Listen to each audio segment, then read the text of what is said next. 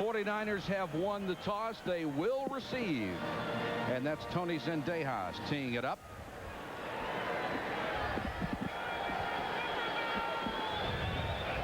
Dexter Carter, the primary return man, 6th in the conference, averaging nearly 25 yards a return. He's back there with Derek LaVille. LaVille number 20, Carter 35, and we are set to go from the stick.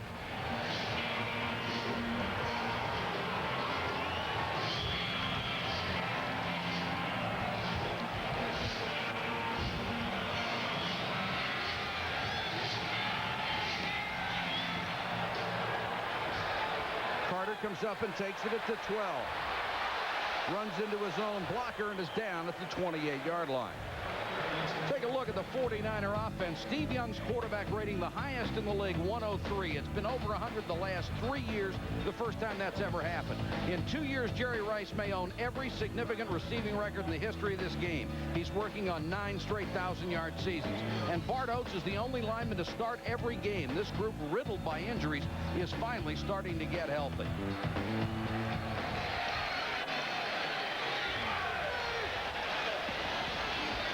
Waters picks up about 3, brought down at the 31, and a late flag on the play. And that's going to be for a face mask, Mike. It looks like the 49ers want to come out and sort of take a look and see what the Rams are doing. They know they like to change up a lot from the previous games where the 49ers have looked at some film, so they're not going to give them the same look. Face mask, number 56 on the defense. 5 yards, still first down. Shane Conlon, the middle linebacker. Let's take a look at the Rams defense. Robert Young, little known, underrated, has better numbers than his more famous teammates. 6.5 sacks, 10th in the conference. We've already seen Conlon. He's given the Rams an excellent run stopper with 68 tackles. He is number 1 on the club. We'll look at the secondary after this. Floyd was the man in motion. The throw to Rice, and Rice banged down at the 49-yard line by strong safety Marquez Pope. Gain of 12. You know, that little move right there is not typical Jerry Rice. The catch is typical Jerry Rice, but the animation at the end is not. This is just a quick post, coming out hard. He comes off the ball on Todd Light, pushes it inside, makes the reception, takes the hit from Marquez Pope, and then jumps up and gives the first down signal. Spotted at the 49-yard line. Young straight back with time, and incomplete, intended for Taylor. A flag down as he went up with Henley.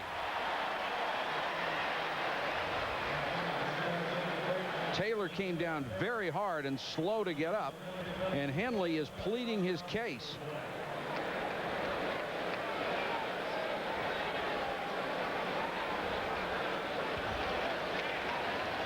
And it will go against Henley. Well, that's certainly not what the Rams wanted. They've had 2 penalties that have pass interference. Number 20 on the defense. First down. Darrell Henley against John Taylor. He's in bump and run. He hits him at the line. Now he's moving along. Absolutely horrible call. To me, that was nothing more than incidental contact. Should not have been pass interference. I agree with you. Here's Waters. Waters will get a couple. Let's take a look at the rest of the Rams defense with the secondary. The trade for Marquez Pope brought toughness and big plays to that group. He leads them with a career-high 3 interceptions this year. And with Light and Henley at the corners, they can cover man-to-man. 49ers on the opening possession of the ball game. 2nd and 6 from the 32. Floyd and Waters to split back.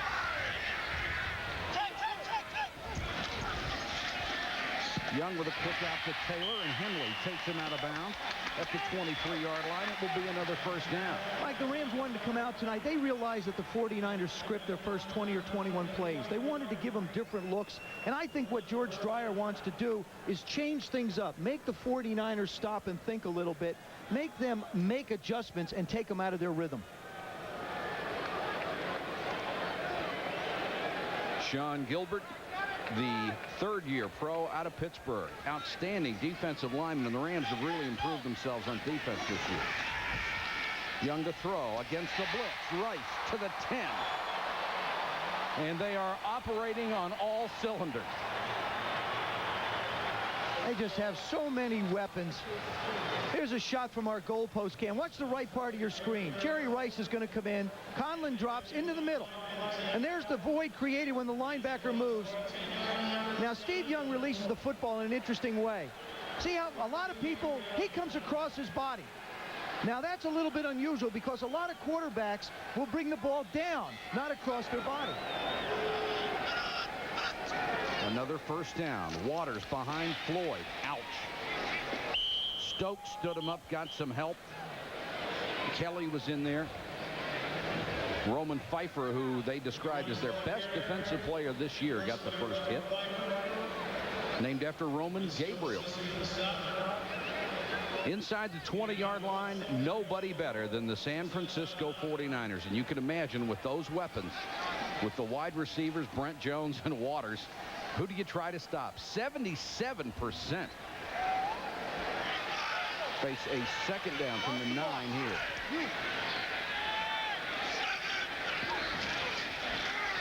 Young with a roll in the flat to Rice. Can't avoid going out of bounds and does so at the 7. One of the problems that the 49er offense presents, Mike, is they go to so many different people. We've seen them go to Rice on quick post. We've seen them go to Taylor on the other side of the field. The one guy they've not gone to in the last couple games very much down here is Brent Jones, because he's been assigned to help out with the offensive line as it was depleted. So I would look for him to get back into the offense here. And even with those extra duties, Jones has a career-high 6 touchdown catch. Third down, the Rams would love to hold him to a field goal. Young to throw, quick, touchdown, Taylor.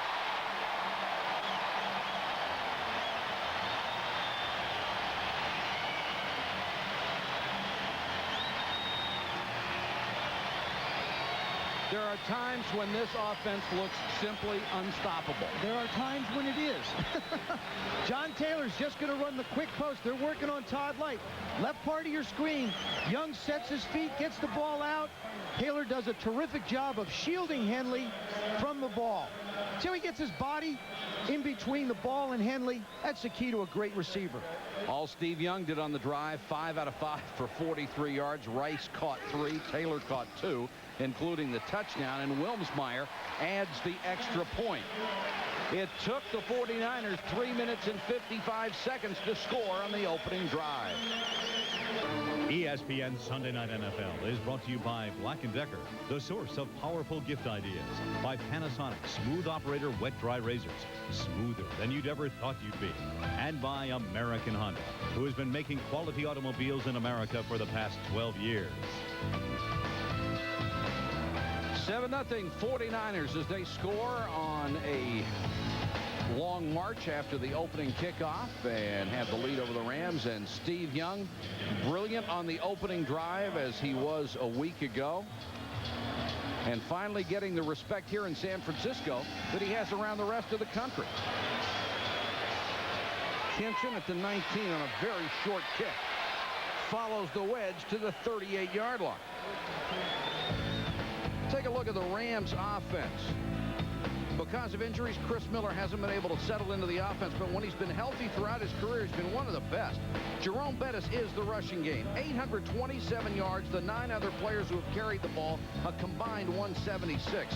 Injuries and personnel decisions have created a very inexperienced offensive line. Tom Newberry, the only man with more than 12 career starts. Excellent field position for Los Angeles.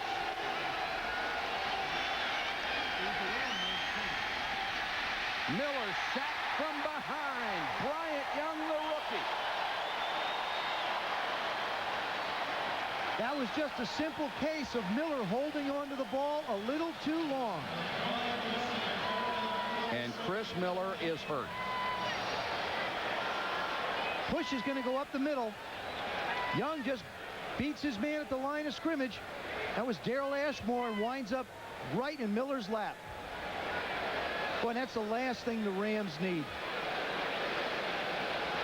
They do not need to lose another one of their starting quarterbacks.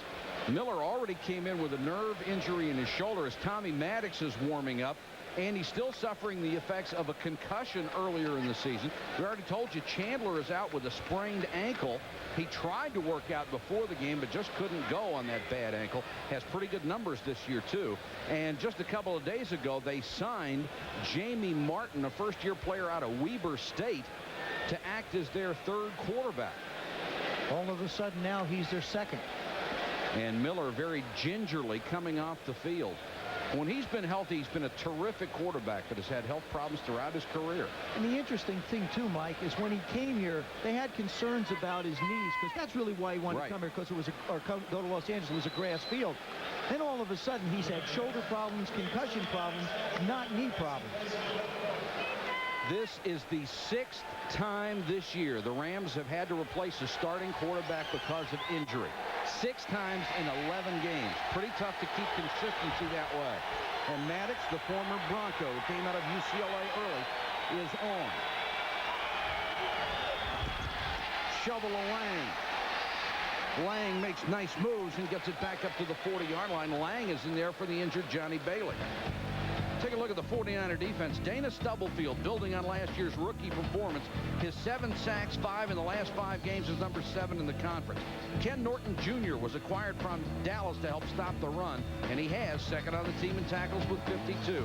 Merton Hanks coming off a career game against the Cowboys, tied for the NFC lead with 5 interceptions. 3rd and 8 for the Rams. Maddox with time. Complete over the middle. Kinchin in San Francisco territory, shaking tacklers to the 20. Todd Kinchin, a gain of 40. Pretty good throw from Maddox. It really was. Nice job by Kinchin getting inside also. Maddox hung in the pocket really well.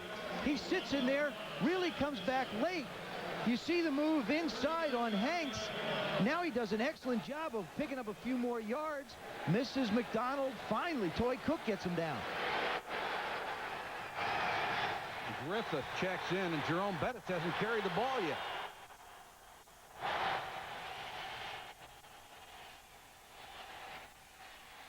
Maddox throws low. And the officials staring at each other. It appears to be complete to Troy Drayton, the tight end. Mike, you brought up a really good point. Bettis has not touched the football.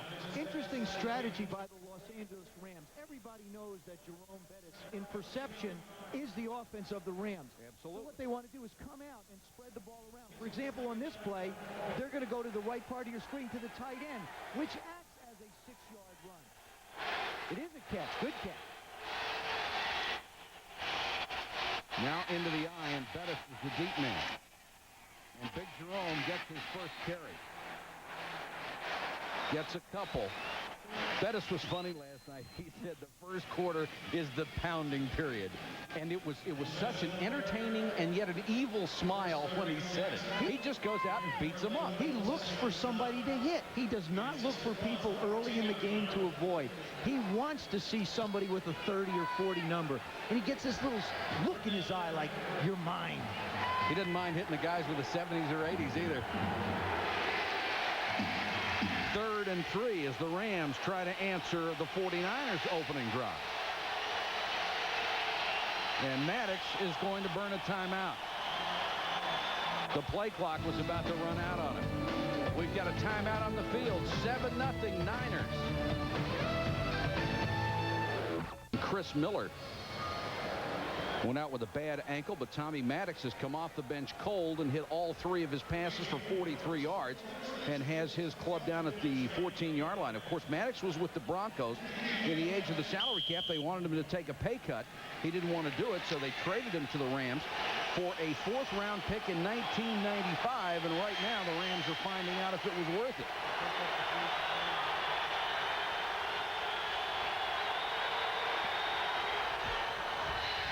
Four-man rush. Maddox for the end zone. Nearly picked off. McDonald got a hand on it. So did Davis. And the first incompletion by either quarterback here in the first period.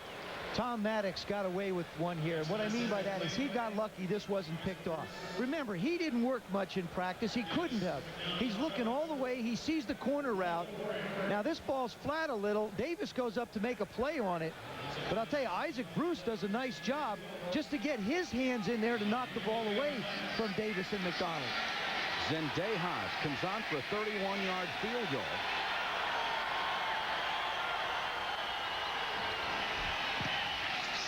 And knocks it through. So the Rams answer the touchdown with a 31-yard field goal. They get on the board with 7:40 to go first quarter. Back in a moment. The most famous site in San Francisco, one of the most famous in the world, the Golden Gate Bridge. So many things that catch your eye in this beautiful city. And Tommy Maddox talking with the folks upstairs after leading that drive. And Joe, you made a good point about he couldn't have gotten much work. The second quarterback rarely gets any, let alone the third.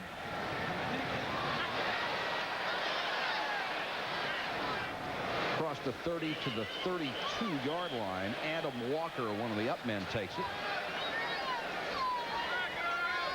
Take a look at the drive as Maddox came in off the bench with Miller hurt. Big play on third down to Todd Kinchin. Tommy Maddox hangs in the pocket really nice. He wants to go out to the right, comes back to Kinchin crossing left to right. And now he does an excellent job of picking up additional yards after he makes Merton Hanks miss.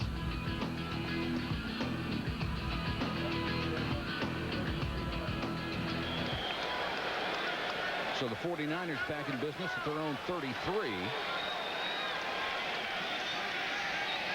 Waters and Floyd are the backs. Pump fake by Young, escapes. Doesn't escape the second hit, brought down by Henley at the line of scrimmage. But he avoided the sack. What a terrific job by both the front to put pressure on Young, but then the secondary. When Steve Young escapes, he and Randall Cunningham are the two most dangerous guys, I think, when they run. Young certainly can tuck and go. Nice job by Henley. Steps into the pocket. Good push up front. I got him. No, I don't. Now he's still looking down the field. But Darrell Henley doesn't take the bite. Hits him where he gets him down in the thigh. And Robert Young just knew he had his 7th and a half sack. To the ground game with Floyd, the rookie out of Florida State, who carried very rarely in college, but his talents were not missed by the scouts, and Shane Conlon makes the tackle. You know, Mike, part of that drive in the first drive they had here in the first quarter, they finally have their offensive line back intact. Sapolo's back in there, Steve Wallace, Harris Barton. Of course, Brent Jones has had to do double duty more as a blocker than a pass receiver. Now, the only guy they're missing is Ralph Tam, and now they go to 4 wide receivers on 3rd and 6. Young with a quick pass to Rice. Jerry trying to get more yards after the catch, is up to the 48 for a first down. Todd Light was there along with Henley. You know what you do, Mike? You can't stop this. I think you have to realize it. When Steve Young gets the ball out this quick, and Jerry Rice has a clean release, does a nice job getting inside a Light. Now what you have to do is you can't let him break away. That's where he's so dangerous. Oddly enough, it was a good completion, but it was a good defensive play because Rice couldn't get any additional yards. Ted Popson, number 85, checks in as a second tight end along with Young as they go with 2 wide receivers and a single setback. That's Waters. Pump fake. Waters out of the backfield to the Ram 44. Shane Conlon made the tackle. We understand Miller has a contusion on his knee and will return. The next series, they say he'll be back in there. I'll tell you, though, if something does happen to him, Tommy Maddox will have already had the adrenaline level jacked up twice as much, and he'll be ready to go. Right now, the concern for the Rams is defense. They have shown no signs of stopping San Francisco in 2 consecutive possessions. Waters. Rams have done a pretty good job stopping the run this year. They're 9th in the league, less than 100 yards. Joe Kelly, picked up as a free agent from the Raiders, was in on that stop. Chuck Knox knows he's pretty close with this ball club.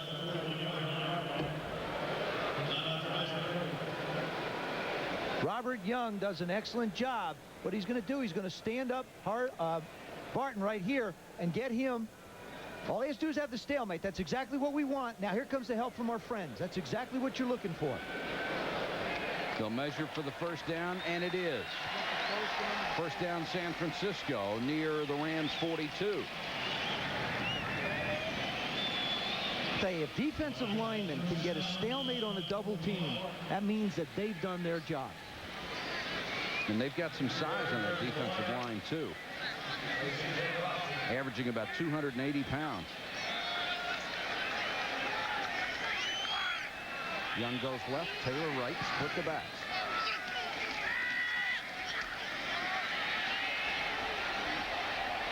Rice on a comebacker and can't hold it. One of the few times you will see Jerry Rice get his hands on the ball and not hold it. You know, like one of the keys to at least containing this San Francisco offense is to try and make sure that if the guys do catch the football, that you're going to tackle them and don't allow additional yards. Here it is, yards after the catch. Denver has, San Francisco has 140. They're the game average leaders. Denver's up there, Kansas City, Green Bay, and Cleveland. 3 of the 5 in the top 5 are this West Coast offense. And these are perfect skill guys to get yards after the catch, too. Young under some pressure. The Waters in the flat. Nice move to get loose. Ricky Waters forced out of bounds. It looks like about a half-yard shy of a first down. Anthony Newman finally got him.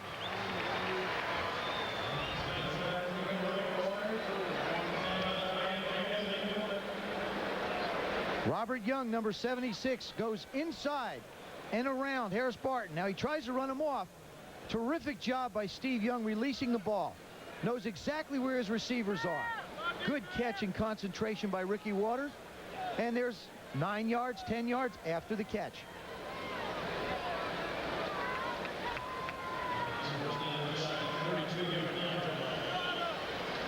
Third down and less than a yard for the 49ers.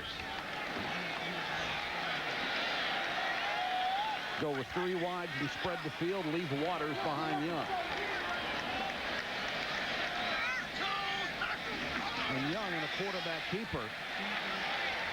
Once you spread out the defensive line, it leaves gaps, and he just went for one of them. You know, everybody says, why do you do that with the Steve Young? Like last week against the Dallas Cowboys, why would you design balls for him to run with the football? Because he can.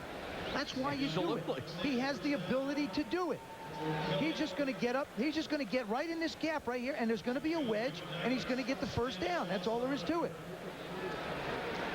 He just finds the hole. See, sees a gap. He just says, I'm going to follow the guards and go. He was safer running last week than he was dropping back in the pocket. Floyd caught up by Gilbert a yard behind the line of scrimmage, and Big Sean doesn't let him go anywhere. Gilbert says the front four for this team simply has to get it done. And against the 49ers, you have to try to upset the rhythm of that offense. He realizes this San Francisco offensive line does a great job of trying to cut and get down low. There he is. He just goes around the movement of Jesse Sapolo, the left guard, and makes the play. 2nd and 10, no gain.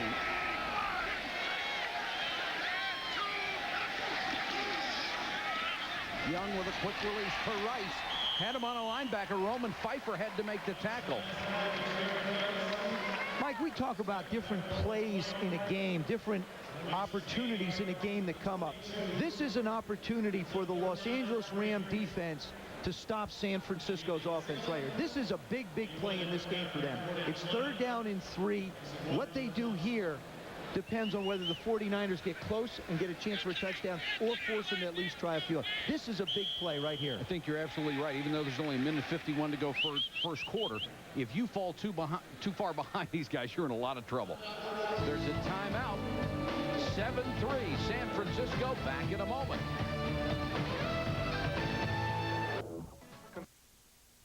7-3 over the Rams. We talked at the beginning of the broadcast. The only threat to the 49ers tonight may be a letdown after all that emotion. Certainly haven't seen any signs of it, and they're being very professional about that. They are. They're very businesslike in their approach to it, Mike. They want to try and get on top of the Rams early, make them play catch-up. That's why this is such a crucial play right here. 3rd and 3. Waters crossed him up for the run, and Ricky Waters inside the 10 to the 7. Nice play call after the timeout. Where do you start to defense this offense? I mean, George Seifert has the luxury of standing there watching and orchestrating it, but where do you start to defend? Got Rice on one side, Taylor on the other. Good double team. At times, Sean Gilbert doesn't get any penetration or the stalemate. Now, what makes Jerry Rice so good? Todd Light said he's an entire football player, and that means blocking when you're not in the play. There he is working down the field to help his teammates. And Taylor does the same thing on the other side. 1st and goal. Young. Drop!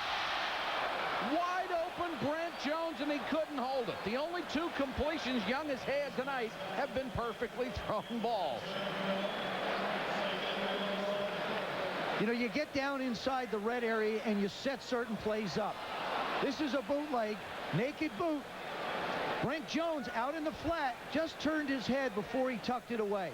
Watch Pfeiffer come on the right side. Normally he's the cover guy. This one's coming right into your living room. There it is. Right in my hands. Up. Gone. 2nd and goal from the 7. Young, a little roll again. Rice. Touchdown.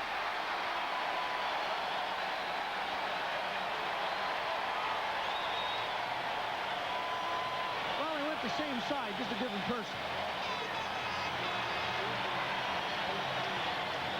134 career touchdowns for Jerry Rice, chasing Don Maynard's, or he's chasing Don Maynard's record in another category. He, of course, holds that record all by his lonesome. 134 in 10 years. If Jerry kept all the balls that he scored touchdowns with, he'd have a whole room full of them. I just saw him walk up with another one. Wilmsmeyer. Excuse me, Doug Bryant for the point after, and he knocks it through. Steve Young, of course, a left-handed quarterback, so his strength is going to be sprinting to the left.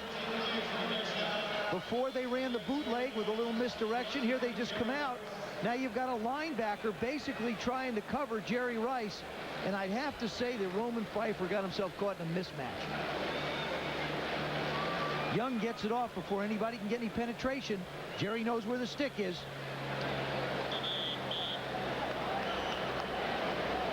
Emotion from the San Francisco 49ers. There's something rare and unusual, but not this year. 14-3 49ers. Pfeiffer twice in the first quarter has been caught on Jerry Rice.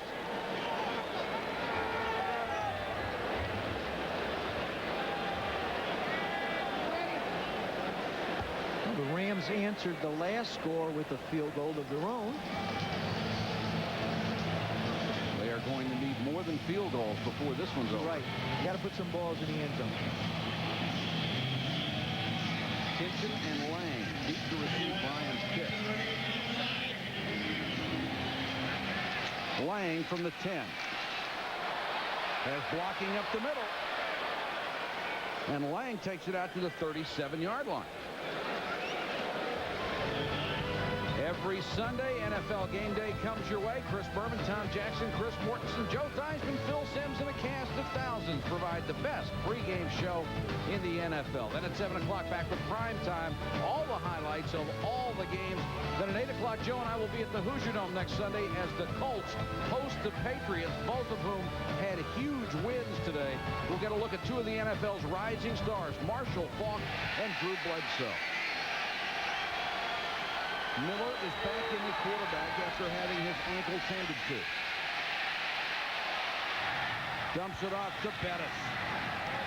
Bettis across midfield to the 49. Jerome Bettis has 18 pass receptions coming into this game. He does have exceptional hands. Sure, he's their workhorse as a running back, but he has the versatility to be able to do something with the football as a pass receiver. And he loves being in an open field looking for those little defensive backs.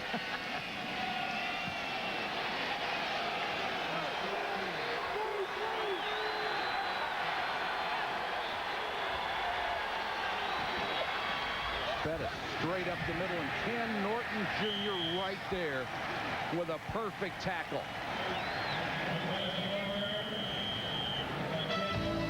We've completed the first quarter here at the Stick. 14-0 49ers. 14-3 49ers. Ken Norton Jr. in our Sunday night spotlight. For more on that, here's Mark Malone. Well, thanks, Mike. Norton hasn't been much of a factor because the Rams are throwing the football, but he has been a factor against the passes. We take a look at some of the video on the first drive. Chandler has to hold the football. Hey, this is a coverage sack, and I'll tell you exactly why. Ken Norton, as we look right here, jumps all over Drayton, the tight end, and forces Miller to hold on to the football. In the shovel pass, he tries to outrun the block by Newberry and misses the tackle on Lang, but so far having an impact in this football game, Mike. All right, thank you, Mark. First quarter, the Rams have passed the ball 6 times and run it twice. Bettis diving to the 44. Let's go back to Mark. Yeah, Mike, you were talking about those numbers. So far, the Rams have run a total of 8 plays. They've only run the ball twice. Norton has 2 tackles, and he has a missed tackle. So he is having some impact, even though they're not running the football as much as we thought they would early on. Mike? Well, Mark, if Bill Parcells can imitate Eric Coryell, why not Chuck Knox? Chuck said he's going to do whatever it takes to move the ball. Come out with a little bit of a different game plan than everybody expected. 3rd and 4. Miller goes to the shotgun.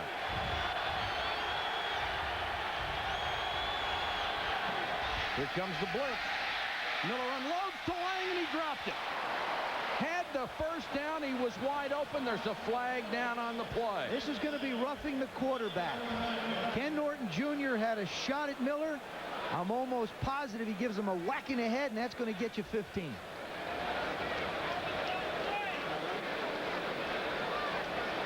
Here's Red Cashin. Personal foul, roughing the passer, number 51 on the defense. 15 yards, first down. Lang gets out of there. Norton comes free. Miller does a good job of getting rid of the football. But see, there's a little touch in it. I really think that is wrong. I think that should not be a penalty. I think if you flagrantly hit a guy in the head, it should be a penalty. I do not believe touching a quarterback's helmet should be a penalty. Well, I don't agree with the rule. I can sympathize with it, but that's what the rule is, and they have to call it. I don't agree with it. Bettis and Griffith to the backs after the first down.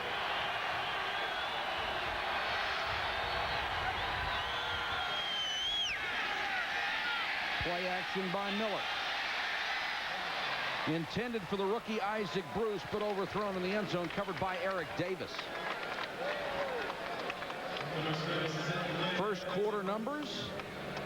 Rams with only 2 first downs, the 49ers with 10 and over 100 total yards in offense. But look at the rushing yards. I think that 2 for Bettis. I think that is a telltale sign of what the Rams have tried to do. They've tried to change their game plan up a little bit, figuring the 49ers would expect them to run. Well, you know they come out with an 8-man front looking for Bettis. 2nd and 10.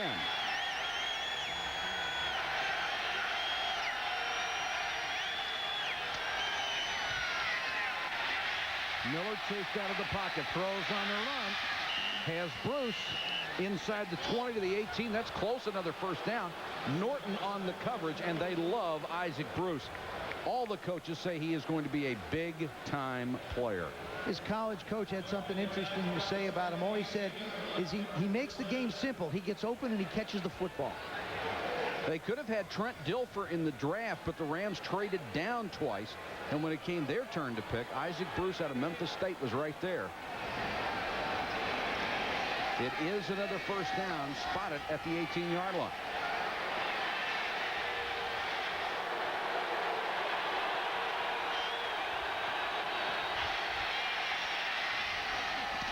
Miller into a crowd. Bruce makes the catch at the 10. McDonald had visions of a pick and couldn't quite get there as he and Eric Davis combined on the tackle. That's interesting. It makes you wonder which side of the field Deion Sanders is on. Deion is on Flipper Anderson. Flipper's their best receiver. Deion takes him away one-on-one. Okay. Now over on the left side, Chris Miller's got double coverage with Davis and McDonald, and he still winds up throwing the football out to that side. That's how much respect Deion Sanders gets from everybody. 2nd and 2.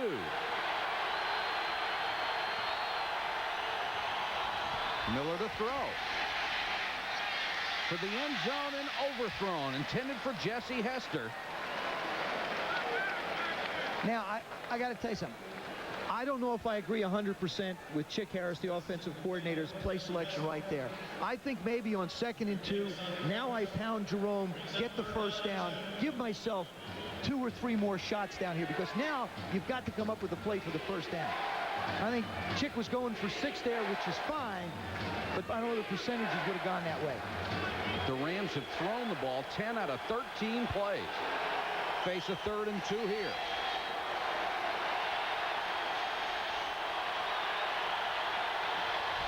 Bettis from the draw. Lost his balance, went down at the 10. And Miller is already signaling to the sideline, let's go for it. I don't think Chuck's going to do it. I think you kick the field goal here. I think you got a rhythm going. Why deflate the offense from coming away empty? I think a good decision here would be to kick the field goal.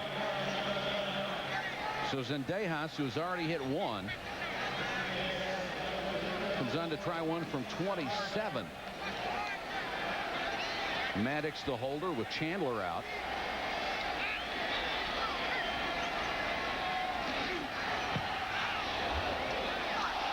And Zendejas caroms one through off the left upright. That's hard. I give him a lot of credit. That's hard to do, to hit the inside of the left upright and kick it through. Zendejas and the Rams breathe a sigh of relief as they get the bounce. ESPN Sunday Night NFL is brought to you by Pep Boys. For quality parts, accessories, and service, come to Pep Boys, America's Automotive Supercenter. By Radio Shack, you've got questions, we've got answers. And by Savan, 100% cotton, no wrinkle clothing. Defenses haven't stopped anybody yet. Clubs marching up and down the field. The Rams with 2 field goals, the 49ers with 2 touchdowns, and that's how we have a 14-6 score. And Zendejas with a short kick, very short to Carter. Carter with a seam. Flag is down. And Carter out of bounds at the 42.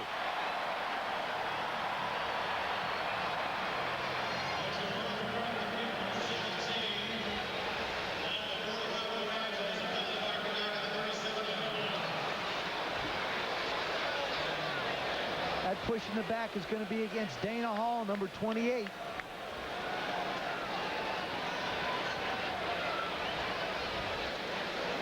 Holding during the run back.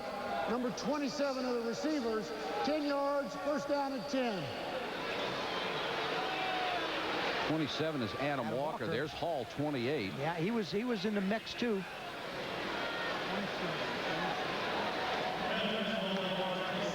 Play selection for Air Knox. 4 runs, 10 passes. I think it would be, except against a team like the 49ers, you have to change up. You can't come in doing what you normally do. Waters trying to get outside. Strung out nicely by Joe Kelly, who makes the tackle, and now pushing and shoving after the play. Joe Kelly definitely is a guy who likes to mix it up. I think it's important his teammates get him away from Ricky Waters, because Ricky has a short fuse as well. Yep. See, this is what bothers me sometimes. Guys make a great play. Like Joe Kelly makes a great play. You go out, take a swing, say something. You get an unsportsmanlike penalty against you. You defeat the purpose of a great play.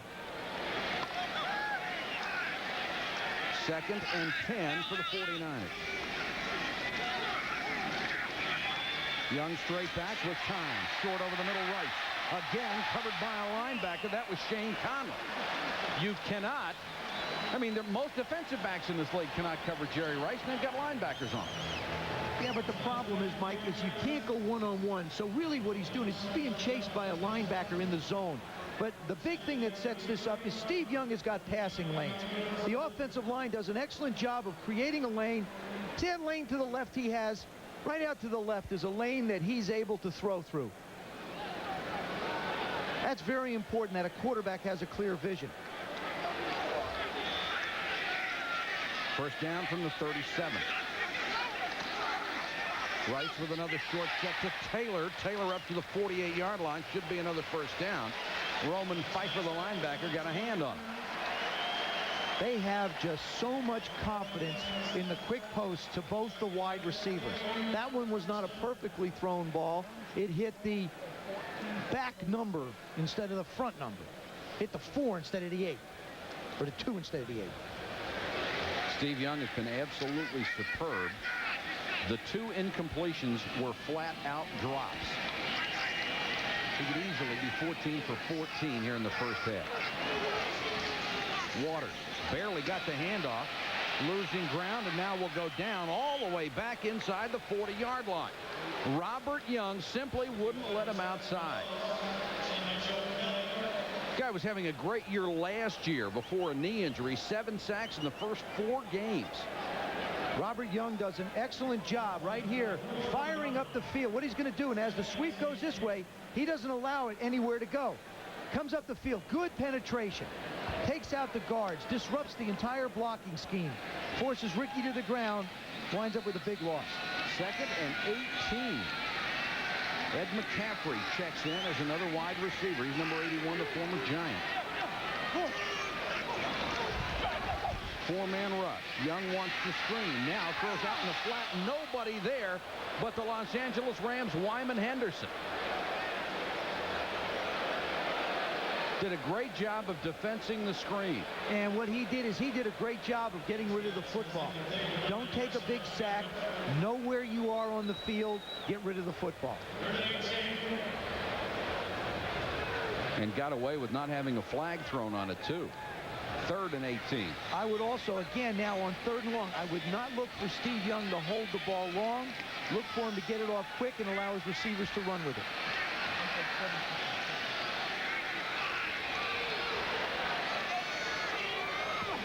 Rams come with a 3-man front. Young steps up, Rice. And he may have the first down. He does. There's a flag down on the play, and it will come back.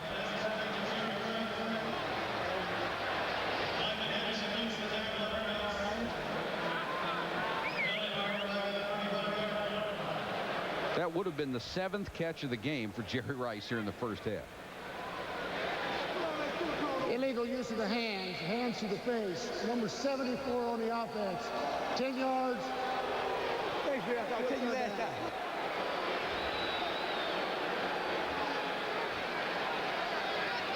Number 74, Steve Wallace, is the left tackle.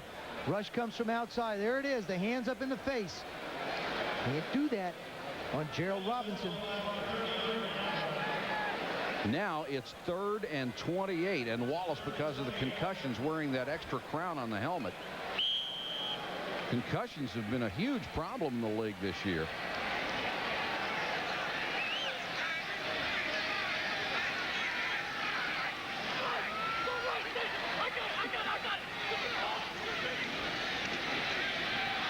Young forced out of the pocket. And got out of bounds. Nice job by the secondary of the Los Angeles Rams. Steve Young had absolutely nowhere to go with the football. Wound up having to eat it. And this will bring up the first punt of the ball game with 8:37 to go first half. You know, it's interesting, Mike, when we talked to Steve Young on Friday, he said the worst thing that can happen is for me to wind up with the football, whether it be running around or taking a sack, and there was a case of it. Todd Kinchin is back. Johnny Bailey out with an abdominal strain, so Kinchin will return punts and kickoffs. Wilmsmeyer gets the high snap and gets it away. Not a real good kick, but gets the bounce. And Kinchin is stuffed at the 31-yard line. Ted Popson, the backup tight end, downfield to make the tackle. Punt of 39, return of 3. Concern for the Niners last year. They allowed 113 rushing yards a game and an NFL worst 4.5 yards a carry. This year, however, a major improvement, allowing only 92 yards a game on the ground and 3.5 yards a carry. The reason? The run stoppers. New Niners: Ken Norton Jr., Gary Plummer, Lee Woodall, Ricky Jackson, and Bryant Young. They haven't had much action tonight. The Rams have been throwing the football. Bettis, the deep man in the eye, gets a carry, and they're waiting for him. Bettis will pick up a couple. We talked to Ray Rhodes, the defensive coordinator of the 49ers, and he said in the beginning of the year, they tried to put in a lot of complex coverages and defensive fronts. What they've done in the last 4 or 5 games, because of the new players, is simplify it. Now what they've done is they've got their athletes out there playing athletically instead of thinking. Ray Rhodes on the right of your screen. Tim Lester, number 34, is in as a blocking back for Bettis. Play action by Miller. Plenty of time. Throws Jesse Hester at midfield. Inside of Eric Davis for the catch, a gain of 17. That's where a play action fake to Jerome Bettis helps you so much. It creates the space between the linebackers and the secondary people.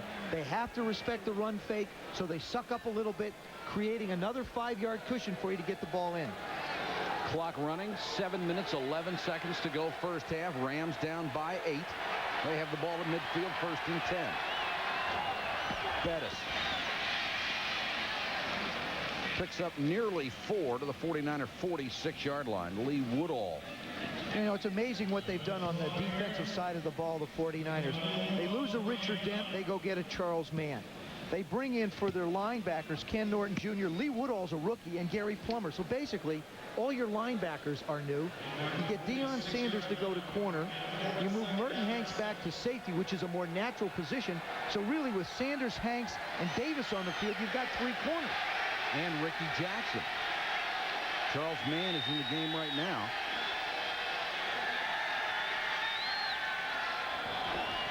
Here comes the blitz. They pick it up, and Miller with time.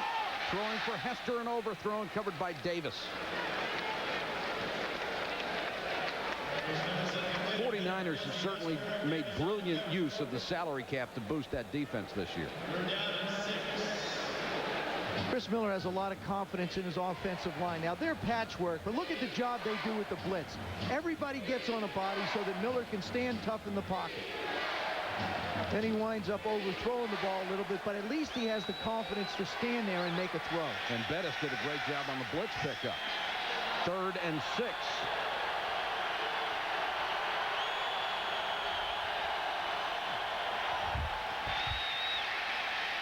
Miller under pressure, throws incomplete. Hester being pressured. Toy Cook was over there on Hester, number 41. That's somebody else I left off. That's right. He's a starter for 5 years down in New Orleans. Now he comes here and he winds up playing nickelback. So the Rams will have to punt it away for the first time. And Sean Landeta, number 1 in the NFL, 44-9.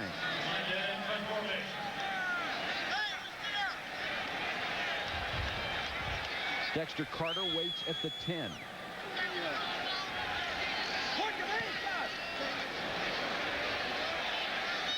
Signals for the fair catch and makes it.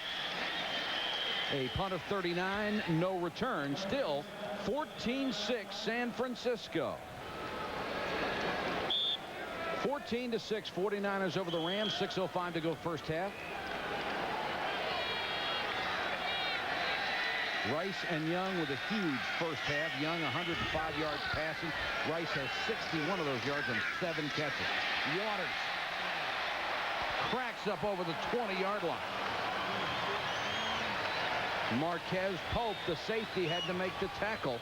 Waters now 9 carries, 39 yards. The San Francisco 49ers offensive line, they don't power people. They position people. They get you out of position, and Ricky Waters, wham, is gone right by.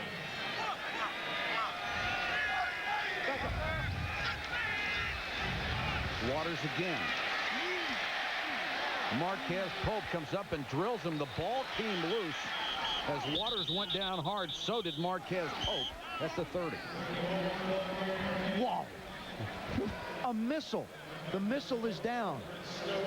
Todd Light says his addition to this secondary has been a blessing. Well, when he was in college at Fresno State, he was coached by Rod Perry, the defensive secondary coach of the Rams. You want to see a safety support. Watch the right part of your screen. Right there at the right part of your TV, a collision. Oh, helmet to helmet, hat to hat. And both of them had to be helped off the field. And you look at that shot, you look at Marquez's eyes, that's about how they look right now. That's right. Like that deer staring at those headlights.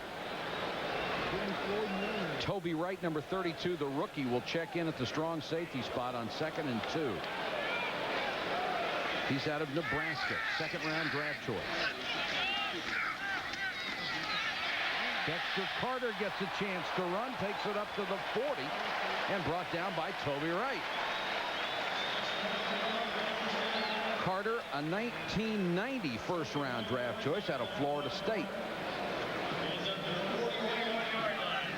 Offensive line just gets bodies on people. They're just going to get a body on a body and create a little seam so that when Carter hits it, he's gone. Everybody on a body. Nobody go to the ground this time. Everybody stays up. Great job by the line. He's through it and gone. 4:17 to go in the half. Carter again. Boy, did they seal off the right side. And Carter rams his way out to the 47. The 49ers wearing those throwback uniforms. They are going for their 8th straight victory in those threads. And they came from 1955. We were interested.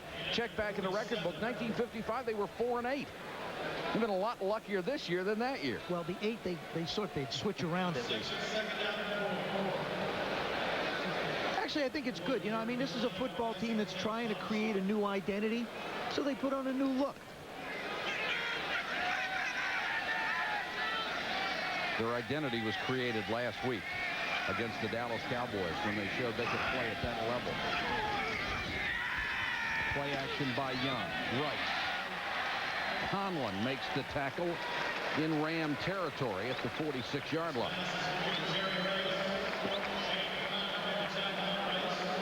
Todd Light told me the way to play Jerry Rice is you can't jump on him. You can't give up the deep one.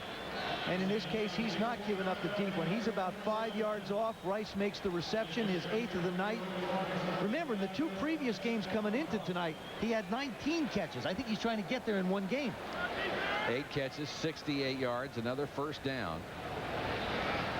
As the 49ers have reached the Los Angeles 46-yard line, already up 14-6.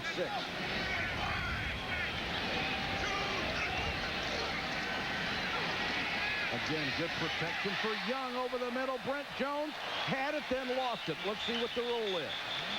2 officials say incomplete. 1 says he was down. And the incompletions, I believe, will prevail. Matt Judge being very definitive, saying no. Head linesman or the field judge coming in saying no. That's a good job of officials working together. Right down the middle. Brent Jones, great hands. Extends himself. But never really has control, I don't think. That's a good call. Never quite gets put away. You have to have both feet down with control for it to be a catch. He never had the control. Good job by the official. Got a timeout. 2:30 to go first half. 49ers by 8. The fastest 3 minutes in television with Chris Berman. All the highlights. Then the injury update on Troy Aikman's bad knee. And then we'll be back to Candlestick Park for a first half recap. The other thing, too, is remember, not only did Aikman go down in that Dallas game, but Rodney Peete went down with a finger or thumb or something. And they have to play on Thursday. 2nd and 10 for the Niners.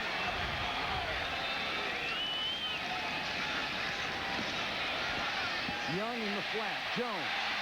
First down. Gang tackle at the 35. You know, it's interesting, Mike.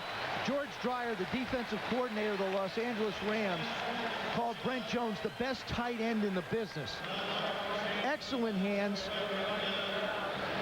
Young's going to go back, play action fake to hold the linebacker, slides his feet a little. Brent goes up, catches it, tucks the ball away, and picks up the additional yards. Will they get off a play before the 2-minute warning? They will not. Brent Jones, arguably having the best season of his career, has already been to 2 Pro Bowls.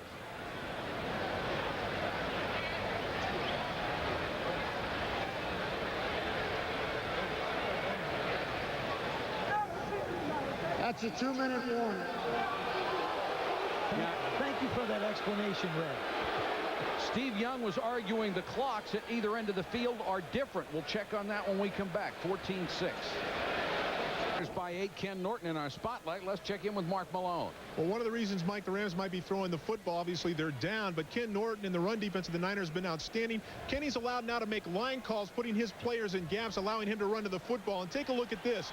On a drive earlier, he runs through, makes the tackle and the stop for no gain. A little bit later, the Rams run away from him, and watch this. No hesitation. He scrapes, gets an assist on the play. He's really playing the run much better in this new scheme. And certainly happy to be a 49er.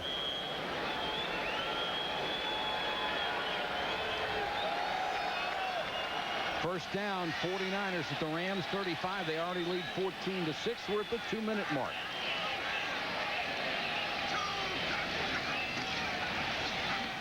Young with a short set again. John Taylor to the Ram 27-yard line, where Shane Conlon makes another tackle. Having Brett Jones in there gives you such flexibility, because it's almost like having that other wide receiver on the field.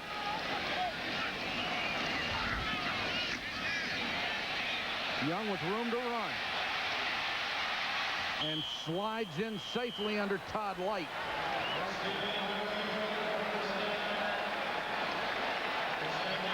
It's almost unfair with all the other weapons that they have that Young can run like a halfback. It should be two-hand touch. If you touch him 2 hands, he should be down. First down, 49ers. Another short set, and Taylor, what a great throw that was. And Henley is hurt.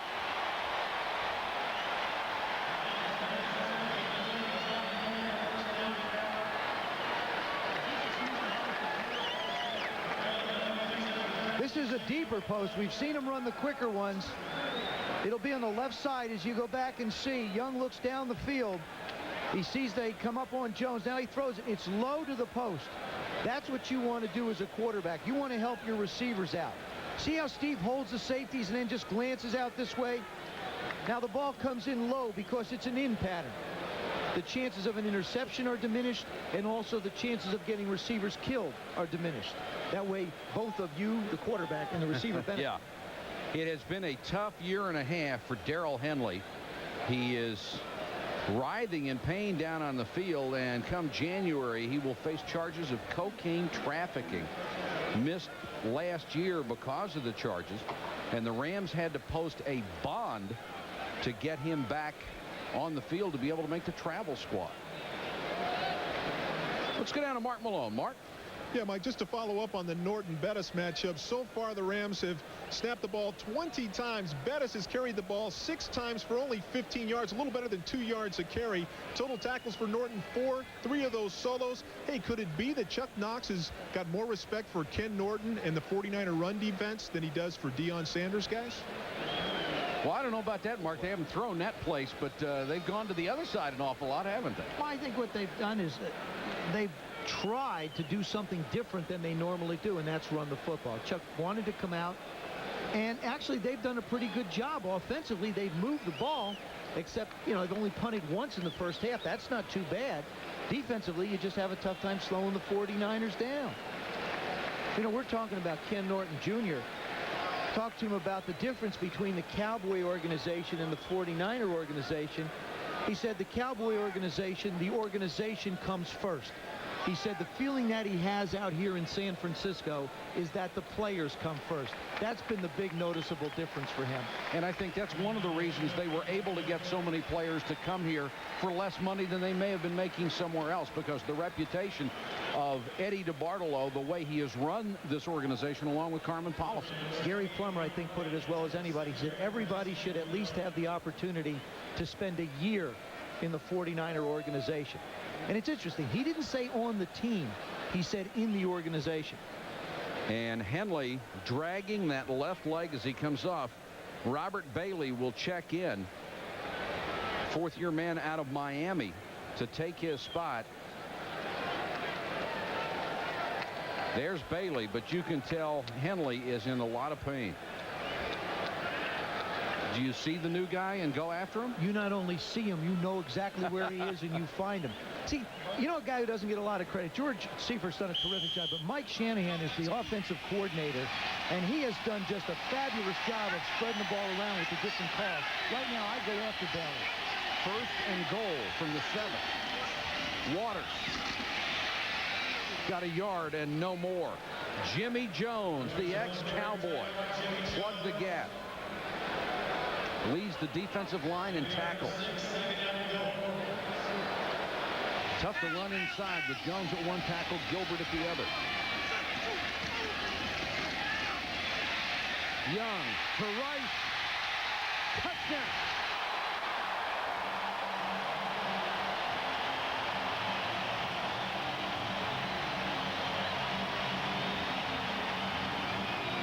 Every accolade that Jerry Rice gets, he deserves. Not only is he tremendously talented, he's one of the hardest workers you will ever see. Well, it's interesting. You know, talking to Mike Shanahan, he said he likes to reward the guys that work hard in practice. He said he has plays for each of his players, Waters, Rice, Taylor. And as the guys work hard in practice, when they get down here to pay dirt, he rewards them in his own little way. Rice, 9 catches, 75 yards, 2 touchdowns here in the first half. Bryan converts, and the 49ers extend their lead to 21-6. I think one of the toughest things to do is cover Jerry Rice when he's running away from you, and that's what happens. Again, you see a linebacker out, but now he just waits for traffic to clear and goes underneath. Todd Light doesn't stand a chance. He's got to run through a whole lot of his players and his own players. Doesn't matter. Now Steve Young looks down the field. See him survey the field, and then he just finds Jerry through a passing lane and winds up. Now Todd doesn't stand a chance. I mean, you're really asking a defensive back to chase Jerry Rice all the way across the field when he only needs 5 yards to get in the end zone. And then when you catch him, he's extremely strong. He's 6'2", 200. He can pull away from people.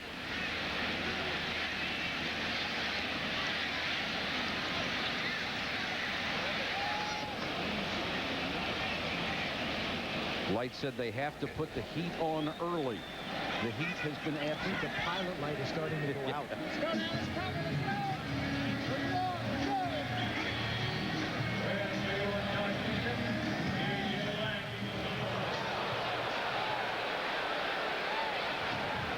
The Rams will get excellent field position at the 49 or 48-yard line as David Lang brought it back. Todd Light has the dubious honor of having to face Rice twice a year. We asked him about his approach. You got to be physical with him.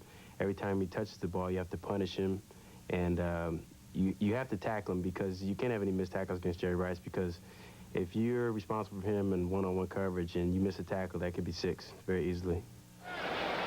And it has been. Well, he's made tackles. The problem is he's only been able to catch up to him in the end zone. The Rams now, with this field position and 32 seconds left, have a chance to get on the board again. Miller wheels out of trouble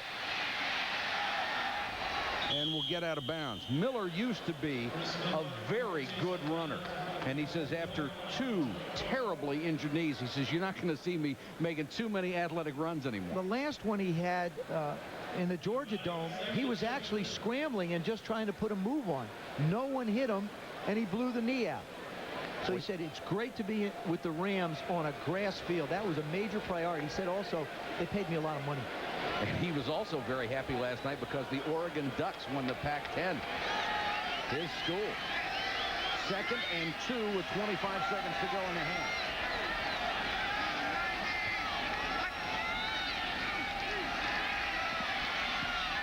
Lang will have the first down inside the 38-yard line. Clock running. And they'll use the timeout to stop it with 13 seconds. That's poor clock management. Sure is. I mean, they lost 8 seconds, easily 8 to 10 seconds, just by deciding what they want to do. The quarterback has got to know, and everybody's got to know, if we complete this pass, I'm going to turn around the referee right now and call a timeout. They lost 8 to 10 seconds. Should be 23 on the clock.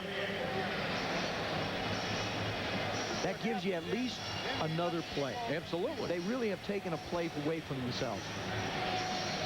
From the spot of the ball here at the 38-yard line, it would be about 55 yards for Zendejas. So to give them a legitimate shot, they need about another 10. Yeah, but the problem is, Mike, it's got to be a pass towards the sideline. That's right. See, if they had 23 seconds to go, they could really get their field goal unit on the field. Now, they've got to put it on the outside portion of the field somehow, and San Francisco will load it up out there. Either that or go for the end zone.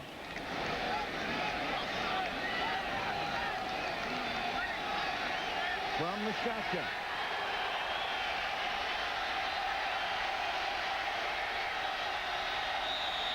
Movement by Ashmore. He's in there because Goes is injured, and as Joe pointed out earlier, a patchwork offensive line for the Rams. Before the ball was snapped, false start, right guard, 5 yards, still first down. No time comes off the clock. They'll need about 15 yards now.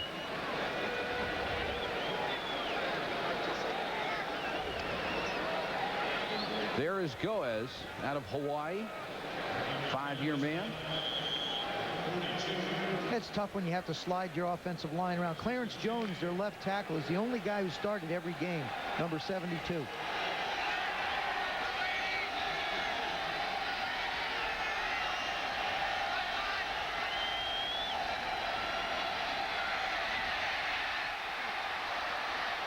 Miller surviving. Now he's going to have to get out of bounds, and he does with 5 seconds left. Just got away from Bryant Young.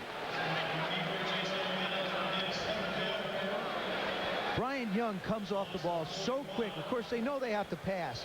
Watch him come off the ball. He's just going to absolutely fire off the ball. Watch the quickness this young man has. A little bit of a bull rush. Now you lean and lean and lean. You know Miller's going to be back there. He's not going to run away from anybody. I almost think at that point, if I was Chris, 5 seconds to go, fling it down towards the end zone. Maybe you get lucky.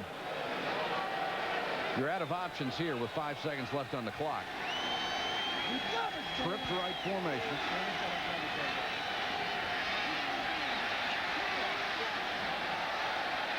Jump ball. And Dion wanted it. It was tipped over his head. And you know he'd have brought it back out of the end zone. That's the end of the first half. Our score, 49ers 21, Rams 6. Now let's join Chris Berman for the Acura halftime report.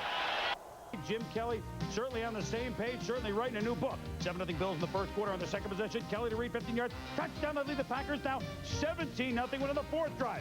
Kelly, Reed, I'm in. Now don't bother me. Go down. Bills lead 24-0. Hold on for a 29-20 win. Andre Reed, 15 catches, the fourth best in NFL history. Meanwhile, Dolphins at the Steelers. Brian Cox fired up. Move the chains, he says. We take it up in overtime, 13-all. Mike Tomczak making his first start since week 1 last year. The screen to Barry Bananas Foster gets his just desserts with a rumbling, bumbling, stumbling 30 yards. Tomczak good for 343 yards. Gary Anderson, 39 yards, good in overtime.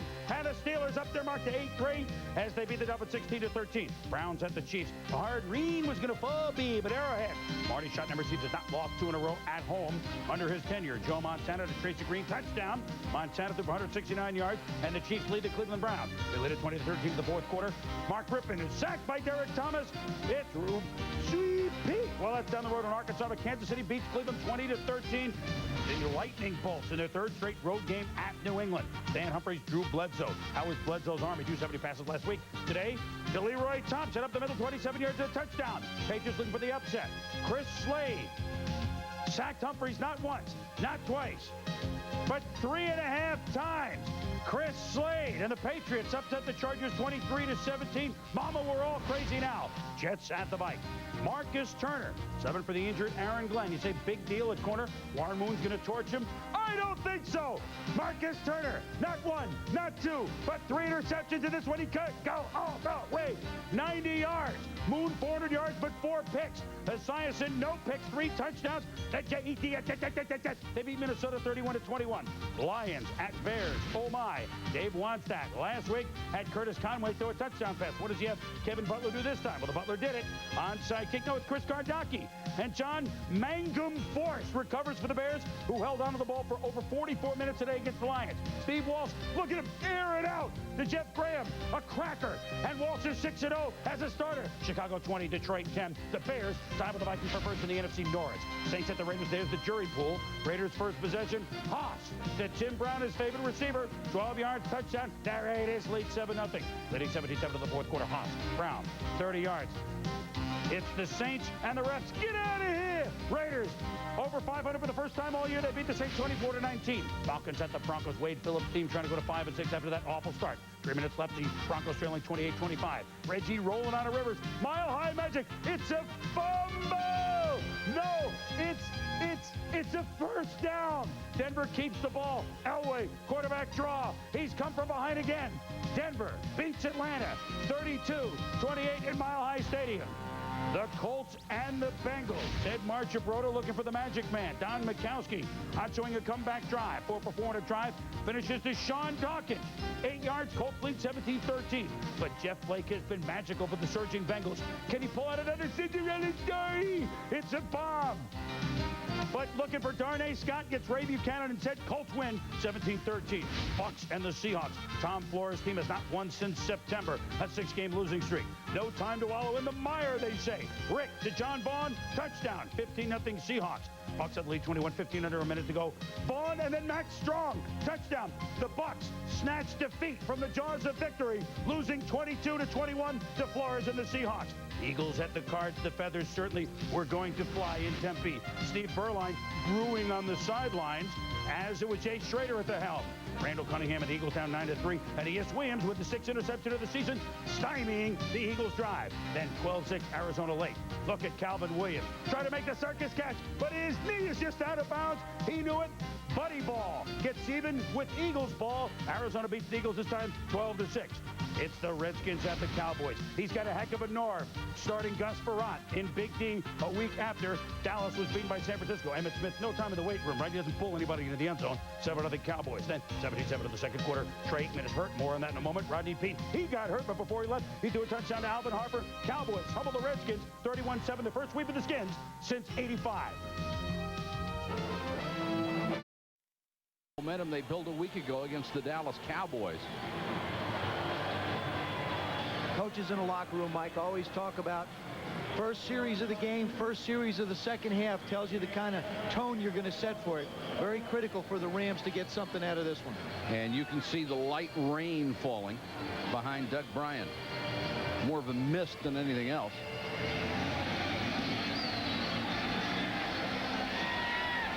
Kinchin from the 14.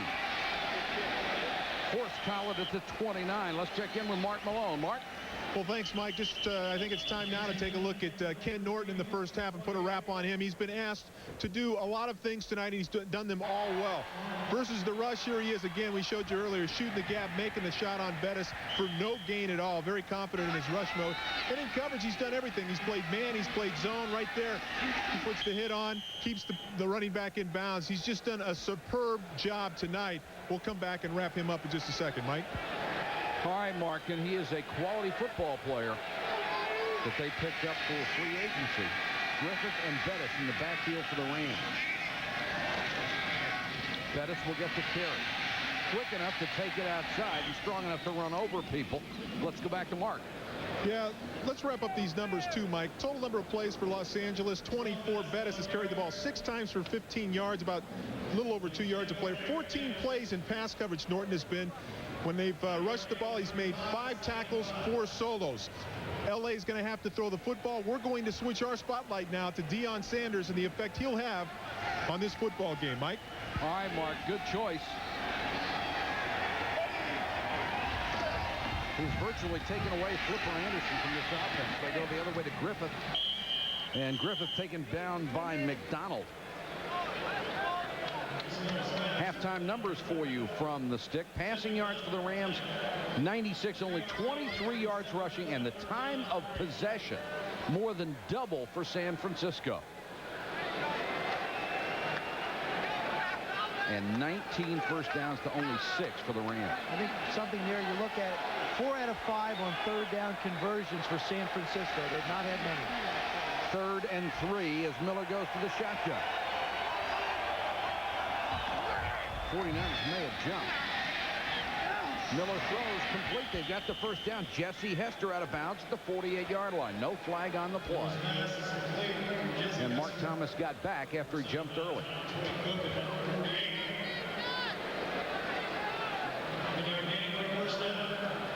Chris Miller came out in the game. They did not feature Jerome Bettis like we thought. They decided to take another route, and what they did is they wound up throwing the ball. As you can see out to the left, 4 out of 5. Deion Sanders has been over here, and that's part of the problem. He's gone away from Deion. Bettis hit in the backfield and dumped Gary Plummer. Nearly 100 tackles a year for his career in San Francisco, or with San Diego before he came here. Got him primarily as a run stop. Gary Plummer, number 50. All he's going to do is fire the gap. You try and run this way, he's waiting for you. He just shoots it. He beats the trapping guard. That's all it was. Made up his mind to go, and he went.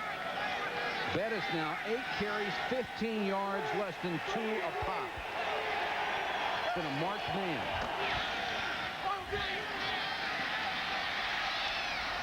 Miller throws sideline complete. About 2 yards shy of the first down. Flipper Anderson makes the catch.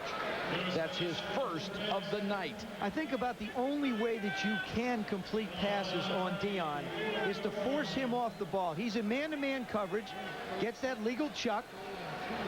Now Flipper starts, stops. Now he comes back to the ball, keeping Deion behind him. When I talked to Chris Miller, he felt the best way to work against Deion is on comebacks. That's exactly what he threw there.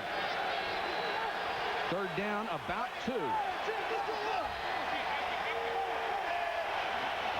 Tight formation, Bettis in the eye. Here's the end around to Kitchen. Kitchen cuts it back inside the 30, still on his feet at the 20. Kitchen breaks a tackle, touchdown.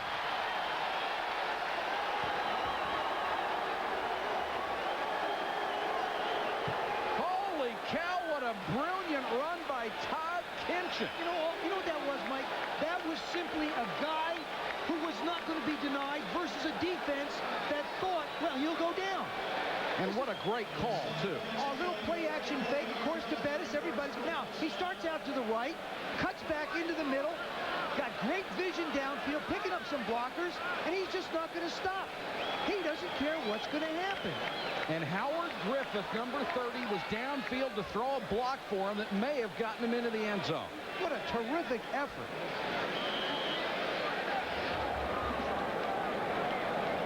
Rod Middleton checks into the lineup as the second tight end with a score 21-12. They're out to go for 2. Trips right.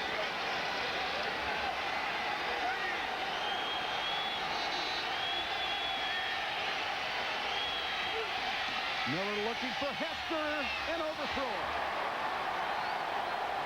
They ran a little pick play and Hester was open, but Miller missed. So it's 21-12. The Rams back in it after Todd Kitchen's brilliant 44-yard run. ESPN Sunday Night NFL is brought to you by American Airlines. Something special in the air. By McDonald's. What you want is what you get at McDonald's today. And by Cadillac and your Cadillac dealer. Creating a higher standard.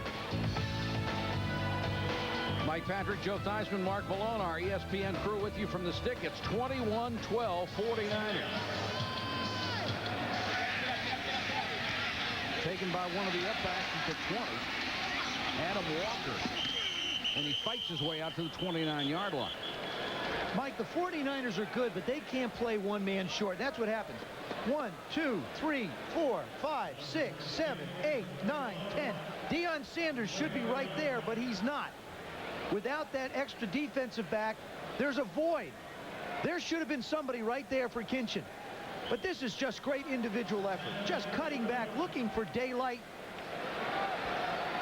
And there's Dion coming out in a short yardage substitution situation. Except nobody came back in. Young with the hit.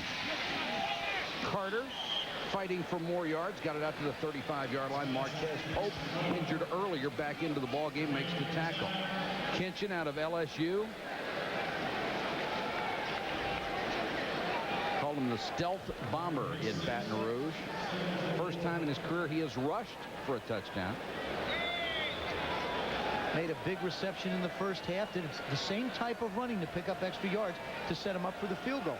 Don't remember that one for a long time. 2nd and 4. Now it's up to the Rams defense. They haven't stopped San Francisco all night long. Waters trying to get outside and can't. Nice defensive job by Joe Kelly. There was a case, Mike, where Ricky Waters at different times when he has the ball thinks that he can outrun defensive players. Instead of staying up and trying to pound the ball, really like he did last week against Dallas, he thinks he can run the edge. Now he takes this. It's a design play to go outside. Line does a good job of setting up, and they contain Sean Gilbert. But he didn't quite cut it up in where he should have been. And Kelly did a good job to force him wide. It's 3rd and 2.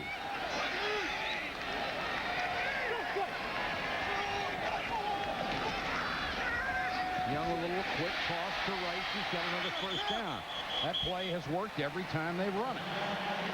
And obviously you'll notice that it is a sprint out to the left because Steve Young is left-handed. All Rice has done is caught 10 for 85 yards and a couple of scores so far.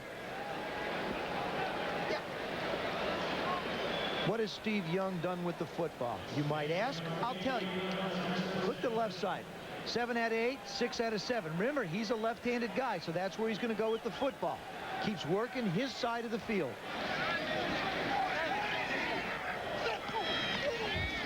Young straight back this time. And almost picked off right in the hands of Marquez Pope. Would have been his 4th, and he should have had that one. Interesting point. George Dreyer, the defensive coordinator, last night said he stressed 2 things, tackling, and when we have a chance to make a play, we have to make it. Marquez Pope doesn't. There's Marquez Pope. Young is looking down the field, but he comes back over this way. Pope reads the move of his eyes. Now he breaks on the ball. He broke before Steve ever let it go. That was a gift. He just gave one back to the 49ers. Would have been a big break. 2nd and 10.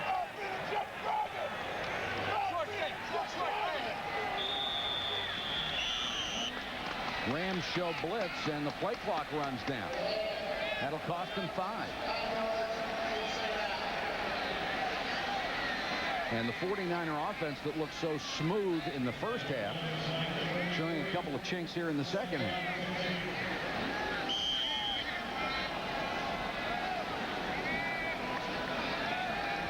He said, get it. That's one of them. Get it. It's a job nobody wants, being a defensive coordinator against the 49ers. 2nd and 15 now.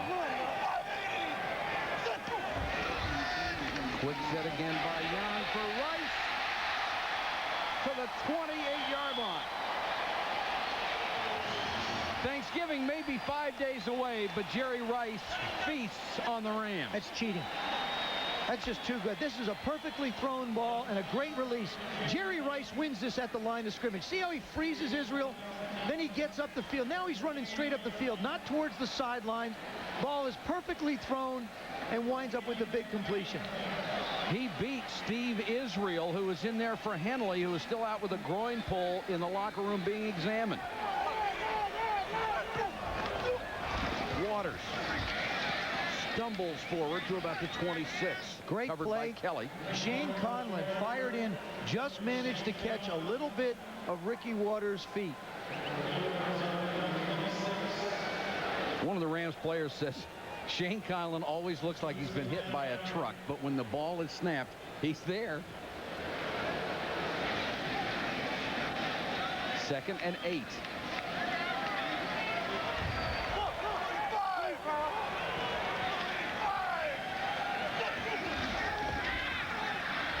Young with a pump fake. Now in the flat for Waters. Waters got a great block downfield and has the first down. Oh, boy. And now we've got more pushing and shoving. You talk about great presence on a field of knowing where everyone is. Rookie quarterbacks aren't prepared to make these kind of decisions. Steve Young runs a bootleg. It's going to be to the right part of the screen. He wants John Taylor. He doesn't have him. He moves a little bit to the other side, knows where Ricky Waters is coming out of the back. And the other thing is Ricky Waters just didn't run a fake and quit. He stayed alert for the ball as well. And William Floyd was the man who threw the downfield block to Springer. Waters tripped up that time. Jimmy Jones, who was prone, got a piece of him.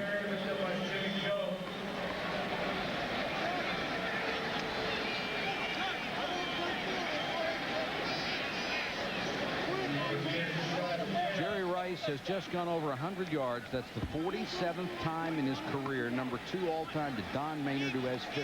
If you're a receiver and you're in the record book, Jerry Rice has a bead on you. He's going to own all of them. Every single one. 2nd and 9. Waters on the draw. Rams again do a great job of stringing out the run. Roman Pfeiffer will get credit for the tackle, but he got a lot of help. It's funny visiting with Jerry on Friday, Michael. He said that this year he feels like he can finally relax. And he said he feels like we don't have to go out there on offense and score every time we have the ball. When the offense comes off the field, he kneels down on the sidelines, watches the defense work, and realizes that they're going to do their job as well. You mean he set all those records while he was tight?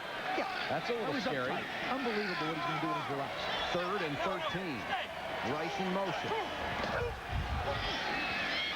Young stepped up in the pocket, got away somehow. Pfeiffer brought him down at the 11. Had Young dead to rights for the sack and missed it. And he comes up a little gimpy. They do a good job, the Rams do, of getting pressure up the middle. They force him from the outside. Robert Young forces him in. Now he keeps his feet, does a good job, really sort of stumbling a little bit, and that's when you get vulnerable as far as a quarterback scrambling goes. Fred Stokes went right over top of him, and now Doug Bryan, who has not had a lot of action this year, only 8 out of 11, will try one from 28 yards. And Bryan knocks it through. So Young doesn't get the touchdown this time, but they do tack on a field goal, 24-12. Oh, there you go. Mike Union Square downtown. Look at that. The Nike has that big sign of Steve Young. And you know what I noticed? Hold it. They're short a few touchdown passes. I'm gonna do him a favor. Let me see. He's got 2 more coming in, and then he's got 3 tonight. Okay. All right. Well, hold it. I'll move that back over here. There we go. There it is. Now we're up to date. There it was. Steve Young. 21 touchdown passes so far. They're going to need a bigger billboard. Lang from the 9. Tripped up, got to the 27-yard line. So the Rams will start with their 6:16 to go 3rd quarter. Niners by a dozen.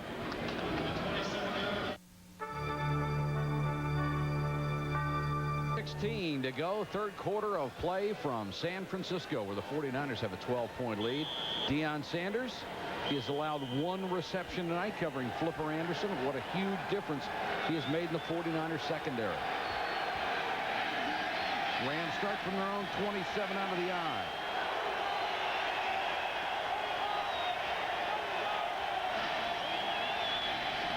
Bettis held at 15 yards. Shakes off Ricky Jackson. Can't get away from Norton. And did not make it back to the line of scrimmage. Have to feel a little sorry for Bettis because there's no way he's going to run against an 8-man front. Ricky Jackson is just coming hard off the corner. Coming off the left side. Ricky Jackson comes hard inside. I mean, Griffith didn't stand a chance. Bettis does a nice job to get back almost to the line of scrimmage.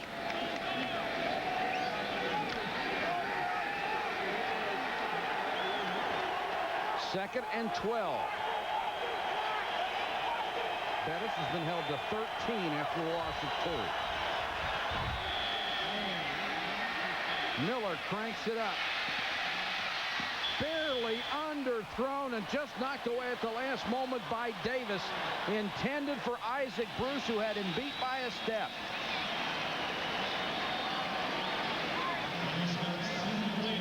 This is a nice job by Eric Davis playing the ball. Isaac Bruce comes out. Now they're arm fighting, good incidental contact. Davis just does a terrific job of going up and maybe just getting a fingernail. Yep, got that little pinky on it, knocked it away. 3rd and 12 for Miller.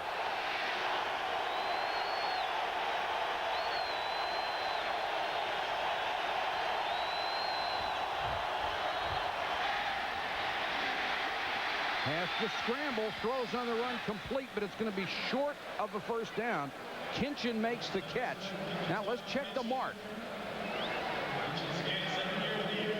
Maybe close enough to measure. And it will be. Kinchin has made some big plays tonight. That was a nice scramble by Miller as well, Mike. He gets pushed to the left. Kinchin just continuing to work. Does a good job releasing inside of Hanks. Now he just keeps coming and coming. He sees his quarterback in trouble. Now he works to an open area and almost looking at the down marker, leaves the ball right there for the official. All they had to do was get to the 37, and they did. Nice job by Miller and Kinchin. A fresh set of downs for the Rams, and more importantly, it keeps Young and Rice off the field. They've got all kinds of different ways to do it. Basically, Jerome Bettis' running will be taken out of the game with a 12-point lead, so you want to spot him. Can't give up on it completely.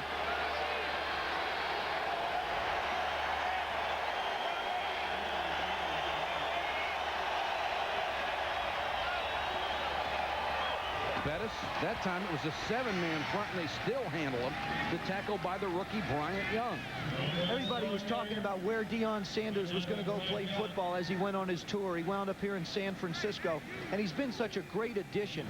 By coming in and being the cover corner and talking to Merton Hanks, Deion got here and basically said, I've got my side of the football field. You guys go do whatever you have to do. And that's been the approach that the defense has taken. They're allowed to double cover the people away from Deion, and he's created a much more effective defensive scheme. Derek Davis, the other corner.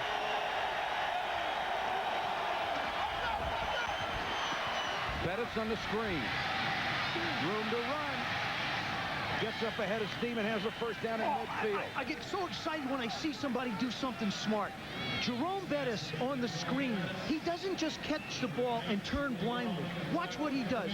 He will turn around, hesitate for a second. Watch this.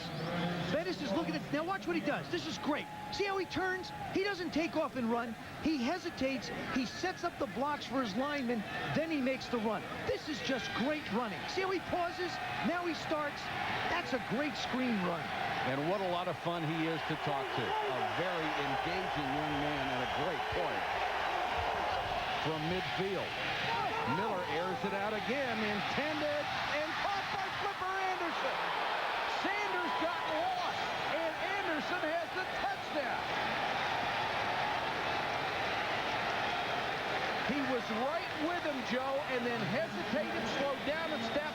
50-yard touchdown. We always talk about Deion Sanders baiting people, right? Flipper Anderson baits Deion. He stops to let him think that the ball is coming down right here. See a little hesitation? And now he accelerates past him. Boy, that's a great job of receiving. You know, if you're a gunfighter, every now and then you're going to get wounded. And Deion got wounded on that one. Coming into this game, Flipper Anderson was second in the league, averaging almost 22 yards a catch. That'll help the average. And they'll go for one.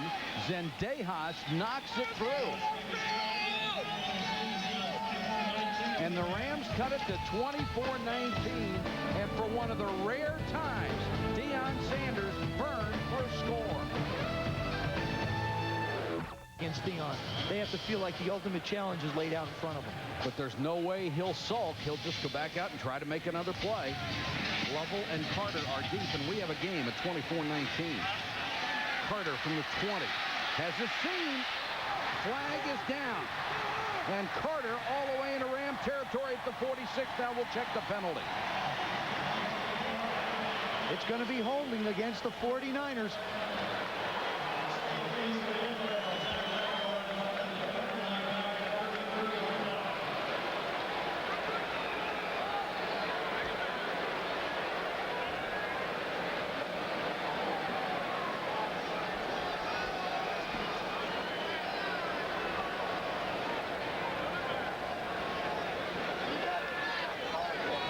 Holding during the run back by the receivers. 10 yards, first and 10.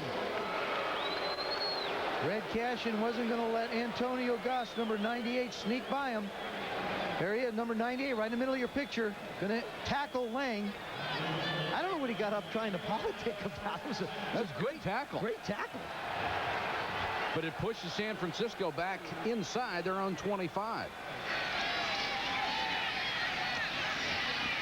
Out in the flat, complete to Jones. Minimal gain. Tomorrow night, of course, 7:30 is NFL Prime Monday. Mike Tirico, Tom Jackson, Phil Simms. They'll preview the Monday night game between the Giants and the Oilers. Live reports from the Dome. Pam Oliver, Ron Jaworski with the NFL Playbook. And downtown, Julie Brown goes backstage with Giants linebacker Carlton Bailey. All that and more Prime Monday tomorrow night. And we have a prime ball game right here.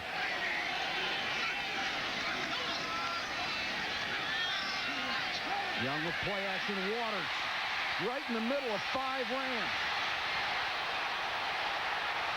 Ricky Waters nailed out of bounds, and the flag comes down. That'll get 15 more. What a great job downfield, though, by the wide receivers, the tight end. And holy mackerel, was Floyd down there helping him as well. William Floyd, his backfield mate.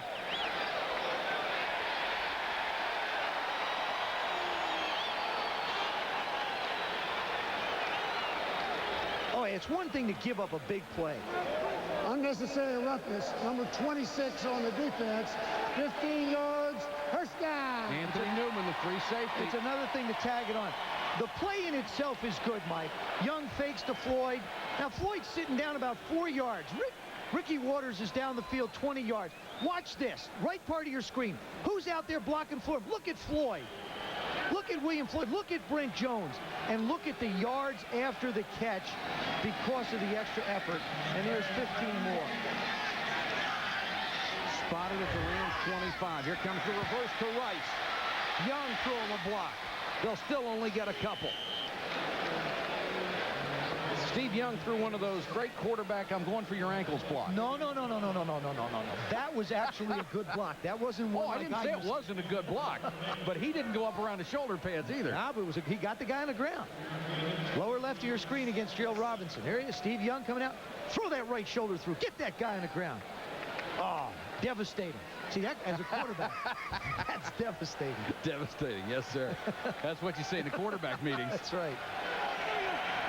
Still only a gain of 3 and 2nd and 7. Play action.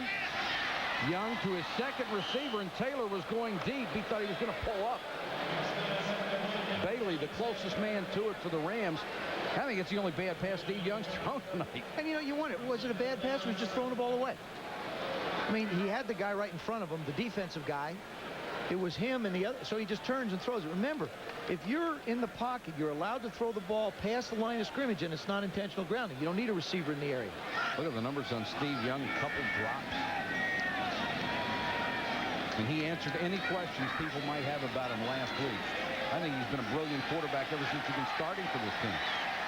3rd and 7.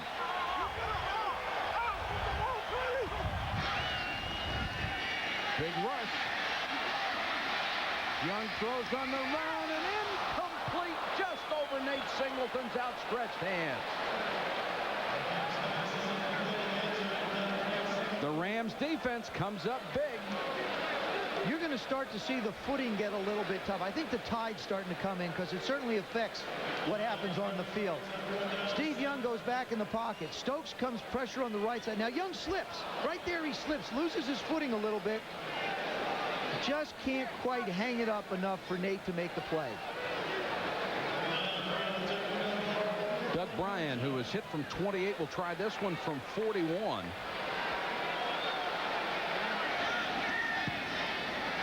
And he missed it. Bryan wide right. The difference still 5 points. The Rams will have the ball when we come back. Rams by 5. We have switched Deion Sanders to the Sunday night spotlight. Let's check in with Mark Malone.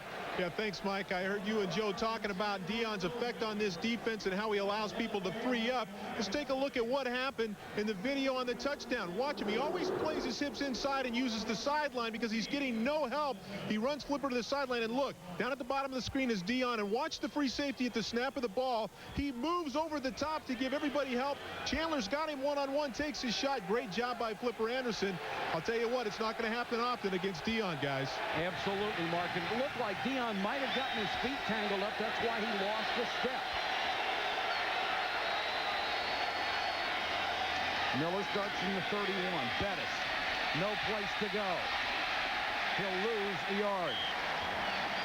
Go back to Mark. Yeah, Mike, just to round out these numbers so far for Deion Sanders, LA's thrown the ball 23 times. They've only chosen to throw at Deion 3 of those times. He's defensed 1. They've completed 2 on him, 1 of those for a touchdown. Mike? You know, Mark, what was so interesting about Deion Sanders, the chemistry on the 49ers team is so good. They went to some of the players, the veteran players, and said, what is going to happen if Deion comes in here? Is he going to upset the apple cart? They said, no, he'd be a great guy. Go get him. And he has been.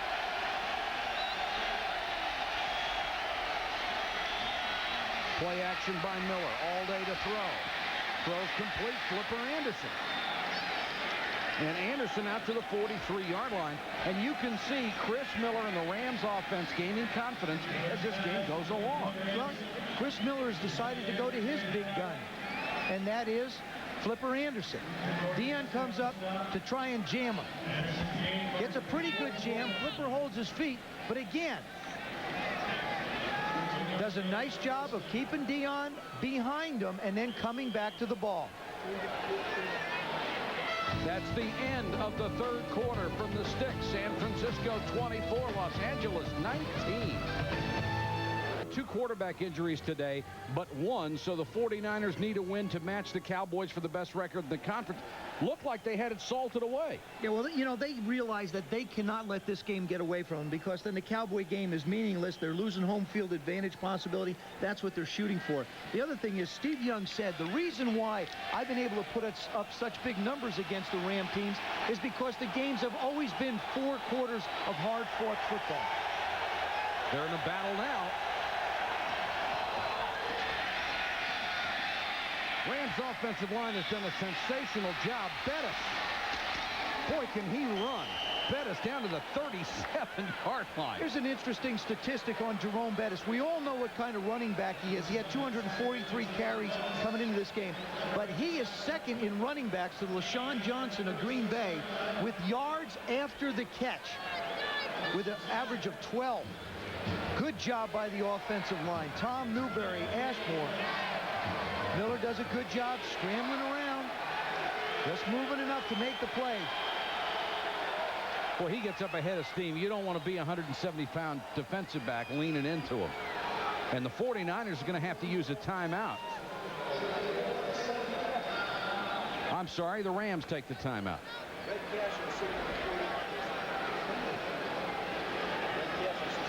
14:22 to go in the game, and it was San Francisco that took the time.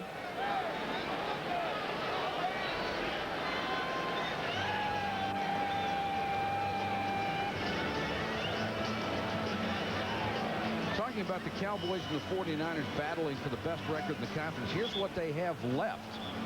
And you can see the Cowboys might have a little tougher road, having to face the Eagles and the Browns. Of course, the 49ers still have to play at the Chargers and at the Vikings, so it's not a cakewalk for either one of them. The question is, which Minnesota Viking team are they going to get? Absolutely. Are they going to get the one that struggled the last couple of weeks? Or are they going to get a team that looked like it was headed towards the playoffs comfortably early in the year? 1st and 10.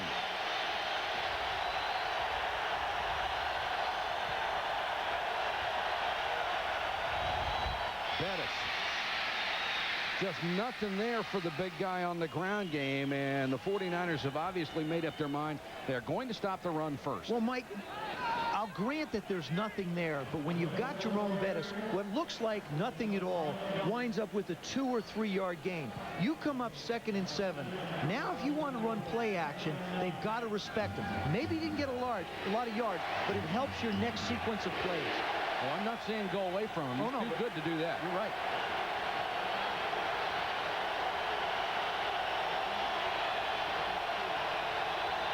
Bettis again.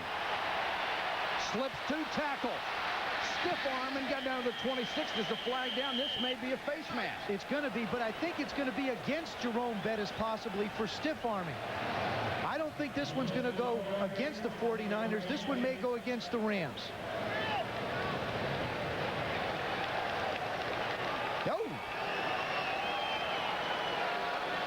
No. During the run, face mask, number 25 on the defense, 5 yards, first down. That's Eric Davis.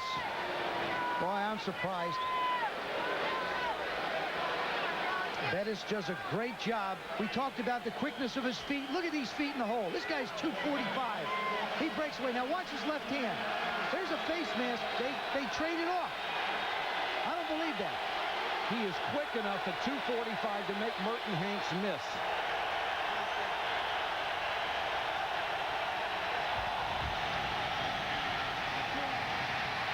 Miller on the run and threw it away. Chris Miller has played a smart game for the Rams. 49er defensive coaches realize how good Dion is, but they're not going to turn him loose all the time. They give different coverages. This time Merton Hanks comes over to help out. That's not to say they don't trust Dion, but you can't keep giving a team the same steady diet of a look. You've got to change it up. And Chick Harris has to come up with something just a little bit different now. 2nd and 10. 13-13 to go in the ball game. Howard Griffith, number 30, checks into the backfield for the Rams.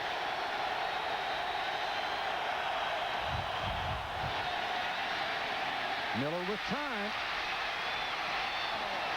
Wide open touchdown, Jesse Hester. Somebody blew a coverage and Miller found it. Not that time. Eric Davis, when Miller scrambled, he had him covered. And then you could see Miller waving upfield. Davis falls down. The turf, like I said, tide's coming in. Turf gets a little tougher to have you keep your footing on. He goes back in the pocket. He studies the defense. No one's there. Good job by the offensive line. Now watch him wave. Go, go, go. You'll see Eric Davis. He falls down and slips. Hester winds up in the end zone. Miller now 14 out of 21, 206 yards, and leading by 1, they will go for 2. This Ram offensive line, which is a patchwork job, has done a brilliant job.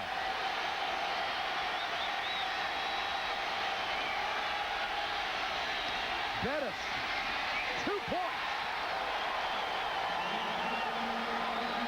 They spread the defense, give him any kind of a seam, he will get 2 yards. The Rams by 3 at the stick. ESPN Sunday Night NFL is brought to you by Oldsmobile and your authorized Aurora retailers. By Logo Athletic. Get real with authentic team apparel. And by Energizer batteries. Still going. Long-lasting Energizer batteries keep going and going.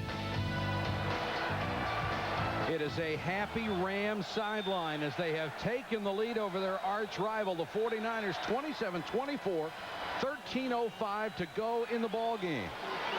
Carter and LaVille wait inside the 10.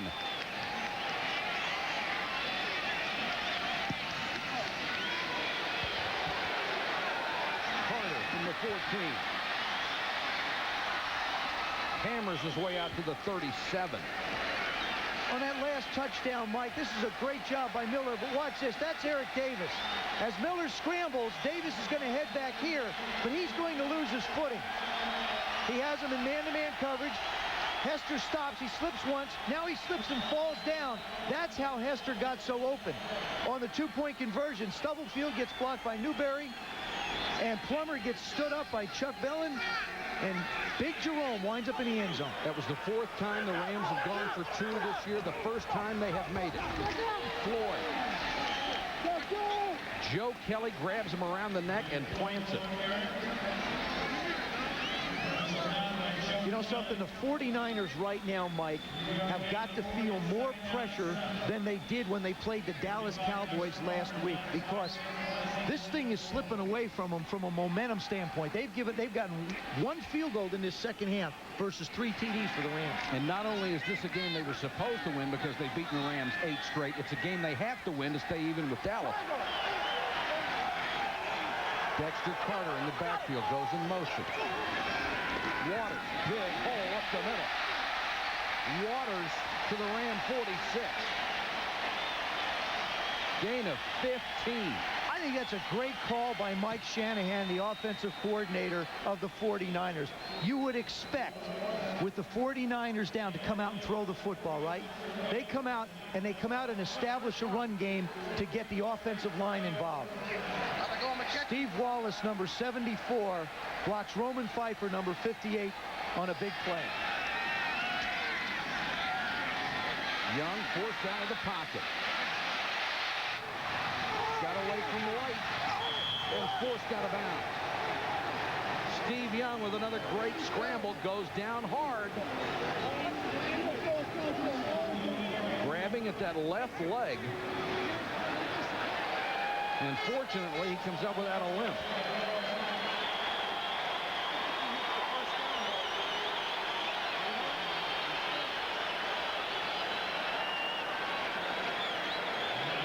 You're wondering how Young does under pressure.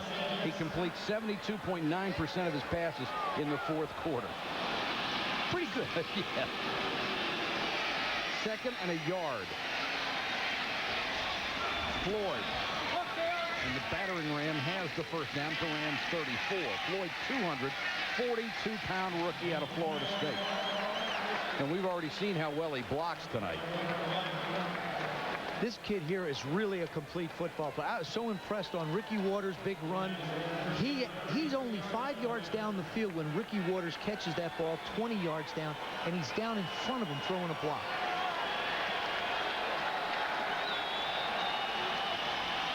First down Niners, 10:55 to go in the game. Young with plenty of time from that line. Rice dropped the ball. That's the 2nd one tonight that hit Jerry Rice right in the hands, and he couldn't hold it.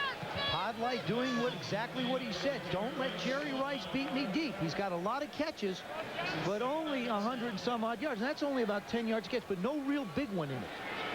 It doesn't seem like much, but it is very important that if you're going to hold him to just 10 yards a catch or less, you keep him contained. Pretty good when you feel good about a guy who's only caught 100 yards worth of balls. Scary, isn't it? 2nd and 10.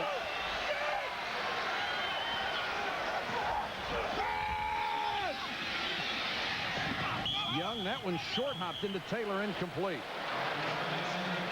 Anthony Newman on the coverage, and now 3rd and 10 for the Niners. Remember I talked about in the second drive of the first quarter when the Rams had to try and hold the 49ers. Absolutely. They wound up scoring. Now the situation is reversed. The Ram defense has got to come up with a big play here to hold the 49ers.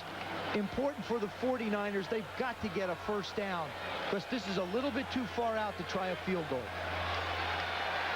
Big play. Young is 23 out of 32, but he's missed his last 4.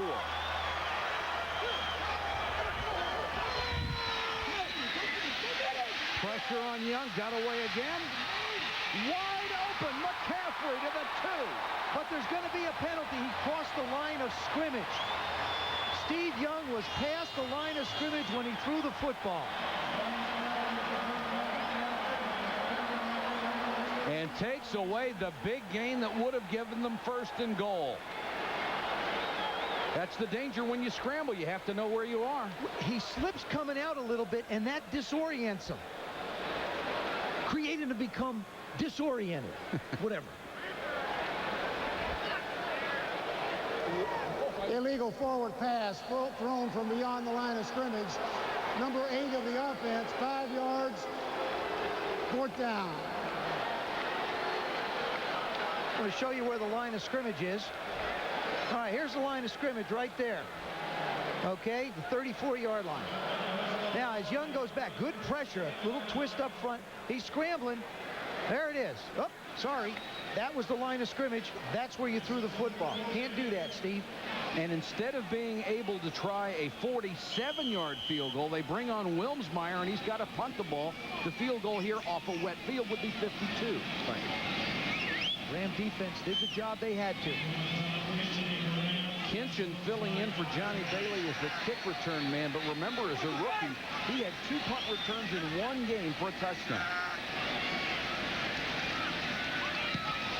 Wilmsmeyer just got it off. Kinchin lets it go, and the Rams get a break as it takes the big bounce into the end zone. A punt of 37, but the net only of 17. Steve Young now down by 3. Chris Miller will have it when we come back. Chris Miller's had himself an unbelievable second half. Everything he's done is correct. First half, he was just 50% with 52 yards. The second half, 9 of 11, 154 yards, 2 touchdowns, and really they've been the result of some excellent scrambling. And now with the lead, do you go smash mouth with Jerome Bettis? I do.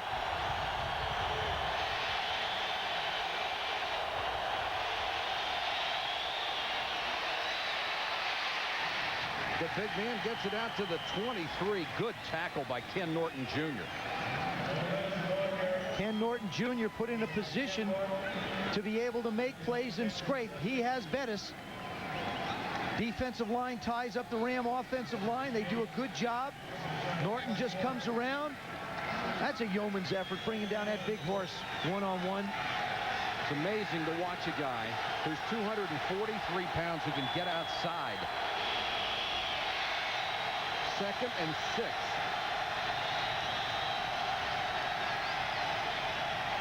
Play action to Bettis. Miller under a lot of pressure and throws it over the bench. He has made excellent decisions. He really has. I like the call. He's playing good, smart football. Your quarterback has to be out there not doing things that hurt your offense. That's exactly what Chris Miller has done. Chick Harris, I like that call there. You fake to Bettis, trying to get a little bit of a big play. You don't abandon the game plan. That's been good to you in the second half. You've done it throwing, you keep on doing it. 9:19 to go in the game. The Rams have come back from seemingly being out of the ball game to take the lead.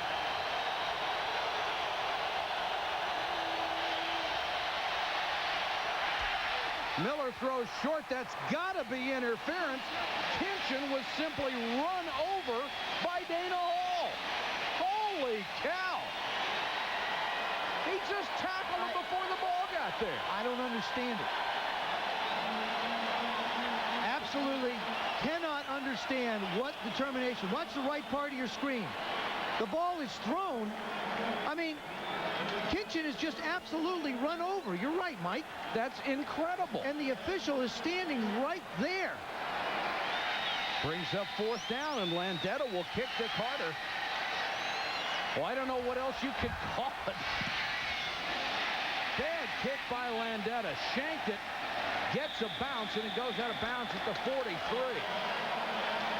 Timeout. 9:08 to go in the game. It's a 3-point lead. 9:08 to go in the game. Rams by 3 over the 49ers. San Francisco has it back at its own 43. And Steve Young leads them out.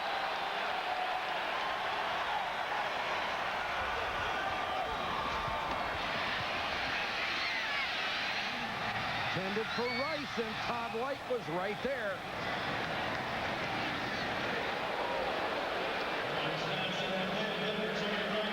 The numbers on Rice and Young.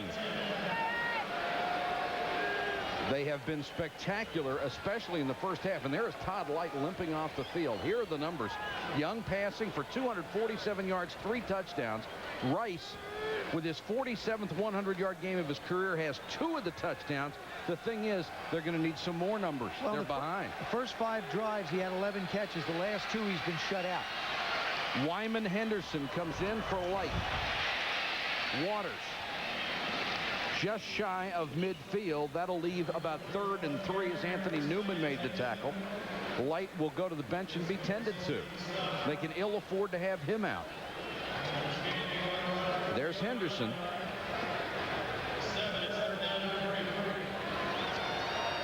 Well, new guy on the field. Do you find him? No, you don't need to, because you got 3rd down and 3. Your priority here is the first down. You don't worry about who. They could put in a whole new secondary. Wouldn't matter. Go ahead. Get back. Get in. Whoa, get back. Right. Quick post, first down. That was up against Wyman Henderson, but still, I mean, they're going to run the quick post. They ran it twice against Light. They're going to run it against everybody. Again, the footing getting a little more treacherous. Jerry Rice on the quick post. Henderson giving ground. He tries to close. He's not even in the picture. Now he manages to get in there and make the tackle on Jerry. Todd Light checks back into the ball game. And we're told from the bench he had cramps, and he goes right back out to cover Jerry Rice. Young underneath to Waters. Roman Pfeiffer makes the tackle at the 33. And San Francisco's offense looked like it has its rhythm back. Boy, did you hit that one absolutely perfect, Mike. Absolutely. The 3rd quarter looked a lot like they were out of sync. Steve Young was moving his feet a lot. Once he gets moving his feet a lot, the throws are not as crisp. Now they're in and out of the huddle. Reception, back in the huddle, back out. Great observation, Mike. Thank you, sir. Great. 2nd and 2.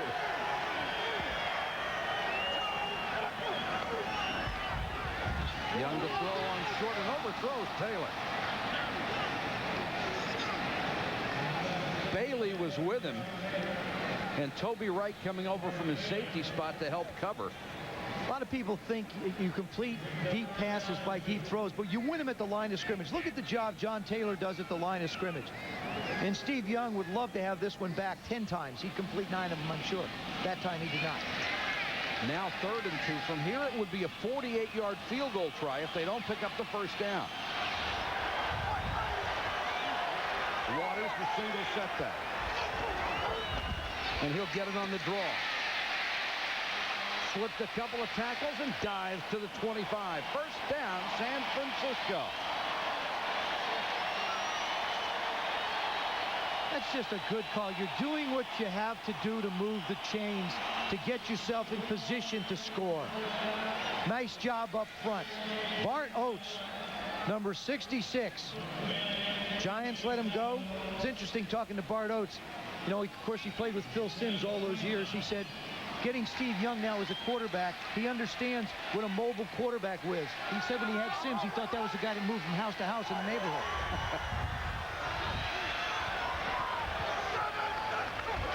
On 1st and 10. Young to Rice. Lost the ball. Rams have it. Jerry Rice tackled by Shane Conlon. Fumbled the ball. Gerald Robinson recovers for the Rams. What a huge play.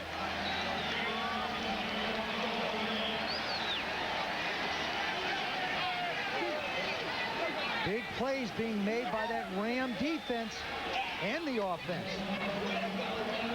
Right part of your screen, little sit down, quick hook. Rice has got it. And the ball just slides away. Good job by Conlon. Pulls his arm away. Jerry never quite gets the ball tucked away. The Rams on the verge of breaking an 8-game losing streak against San Francisco. And if they win it, you've got to say what a great job by Chris Miller and the offensive line.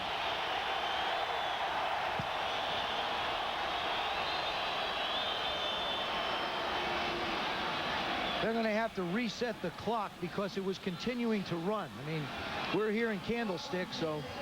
Should not have started. 6:05. Thank you. In Anaheim, I can understand why it might have been running, but up here, no, you're behind. I don't know. I have to check the address of the clock operator.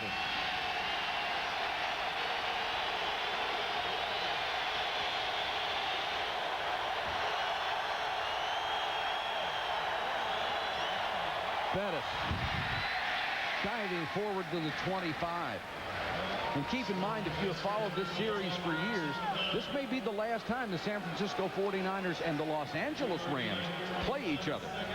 The odds of the Rams being in LA next year are not good. The last 16 games in this division, the Rams have won only 2. The 49ers are 14-2. That's since 1992. Chuck Knox trying to change that right now.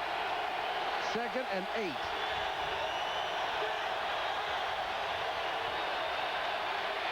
Pressure on Miller, throws it away. Another great decision. Yeah, the screen was covered beautifully by Ricky Jackson. We saw him come in and make the tough tackle on the pass rush. Now he shows you how the complete linebacker plays. Lets Drayton go down, starts in on Jones, senses the screen. Now he slides back right in front of Bettis, so Miller has nowhere to go with the football. 3rd and 8.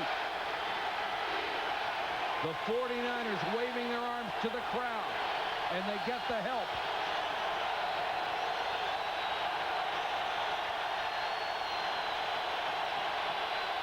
Miller with a shovel pass. That will be incomplete. That is a forward pass, and it's incomplete, intended for Lang. What a job by Bryant Young breaking up the shovel pass. Oh, he just collapsed the middle. What a terrific job. He fires off the ball. That's number 97. Right part of your screen. He's coming in, and it just bounces off his shoulder. It's because of his relentless pass rush that it managed to mess that up. Dexter Carter back at the 35. Remember, Landetta, who's a tremendous punter, shanked the last one.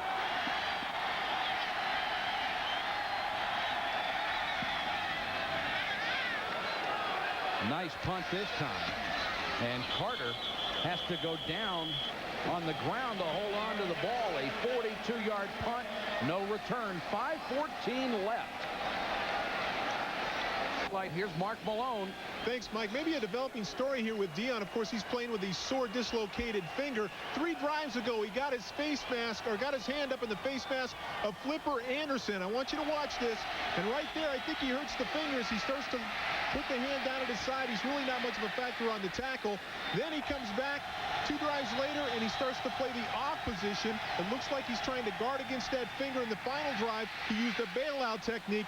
We got to see whether or not that's a factor as this game winds down. Mike? Mark, pretty tough to play one-handed.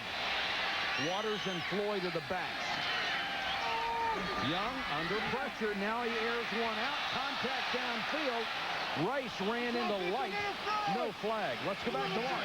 Yeah, Mike, you wonder whether or not Flipper Anderson is talking on the sidelines about Dion's finger, because in the first half, they only threw the ball at Dion 1 time. It was the Hail Mary at the end of the half. This second half, they've thrown at him 4 times. They've completed 3 of those, of course, 1 for the touchdown. Mike?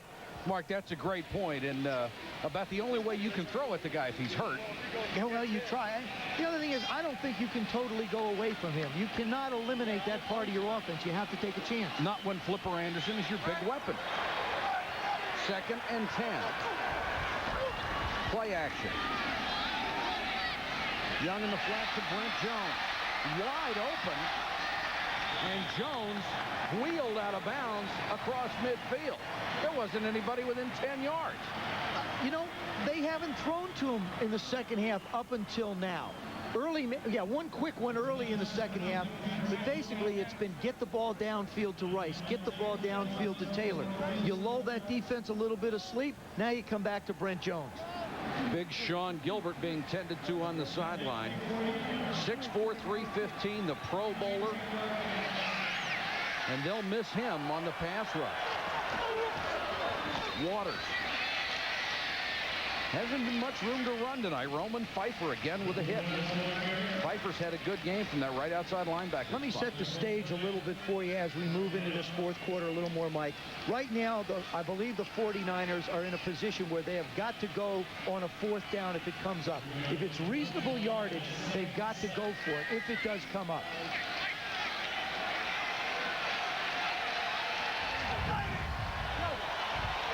2nd and 6. DeMarco Farr putting pressure on Young, and he throws to the sideline, incomplete. Rice couldn't get it. Farr is in there for Sean Gilbert, and he was right in Steve Young's face.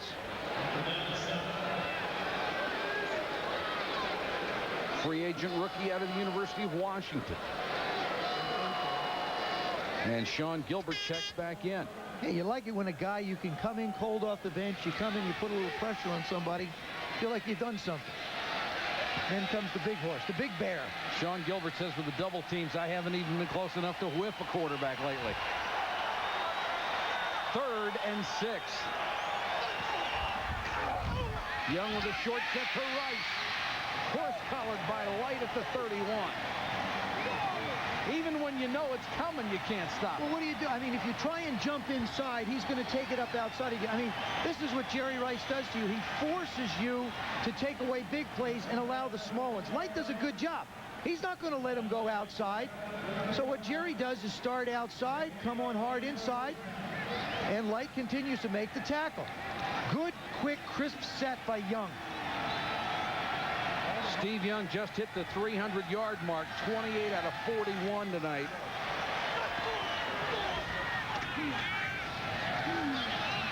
Wanted to go deep, now can't find anybody.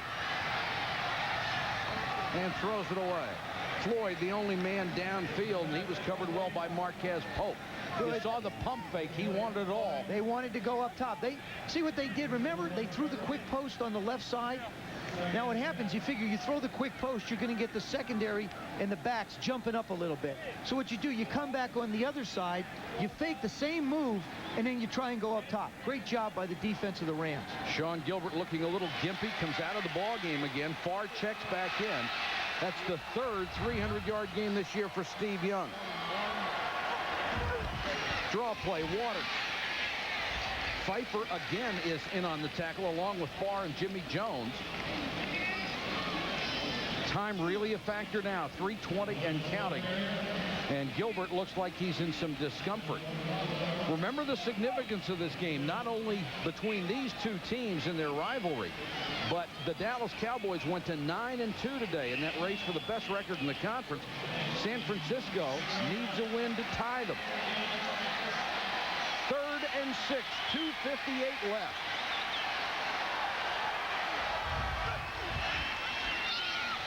Short set, quick post to Rice, trying to lean forward to get the first down.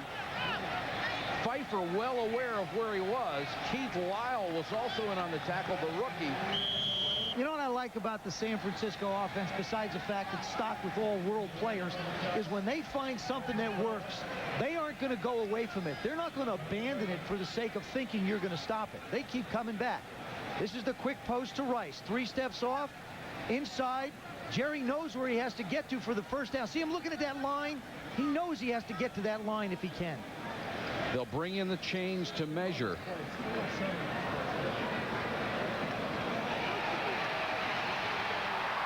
Oh. How close is that? Does the term making it by a nose have application?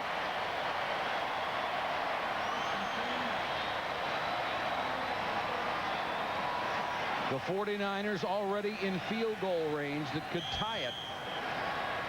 But they're looking for more with 2:36 to go in the game. Rice now 15 catches, 148 yards. Waters. And the Rams doing a nice job all night long against the run. Shane Conlon in there again. And Robert Young. I'll tell you something else. It's important for the San Francisco team to be able to run the ball because now they're finally getting their offensive line back together. This is really only the second time that these guys have played together. And what's happening is they have to try and now build towards December and January and into the playoffs. They let the clock run down to the 2-minute warning. 2 minutes left from the stick. The Rams by 3 over the 49ers. By 3, 2 minutes left coming up after our broadcast. Sports Center, Keith Olbermann and Dan Patrick standing by. The top stories, an update on the injury to Troy Aikman. The early prognosis, 2 to 3 weeks. The Bills came back from the dead again in our Sunday conversation with George Seifert. 2nd and 8. Gilbert has a twisted knee. He's out of the ball game. DeMarco Farr at that right tackle spot for him.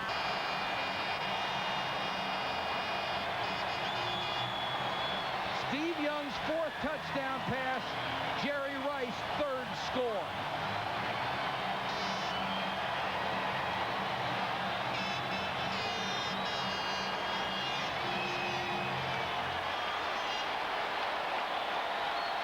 They're not good together or anything.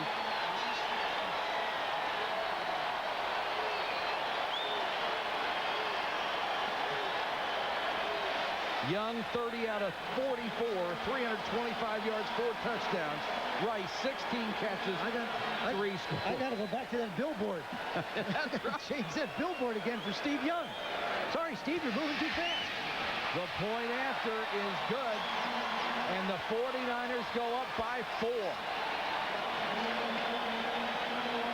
Everybody looks at the end result of pass plays, but you win at the line of scrimmage. Watch the move Jerry Rice puts on Todd Light. He gets upfield. Now, hard plant left. See how Light has to take that and respect that? It opens up the inside shoulder, and Rice is allowed to come inside. You win pass patterns coming off the line of scrimmage and getting great fire protection on this one by the offensive line. The 2 guards and the center created the lane for Steve Young. Young celebrates another huge night passing. 75% of it to Jerry Rice and the 49ers. A minute 56 seconds away from getting their 9th win. Inside the 20 this year. 17 touchdowns, 4 of them tonight. Just any numbers you look at for this guy. Yeah, but the 0 INTs is just as impressive as the touchdown. He's not making mistakes. Jerry Rice, just his average evening.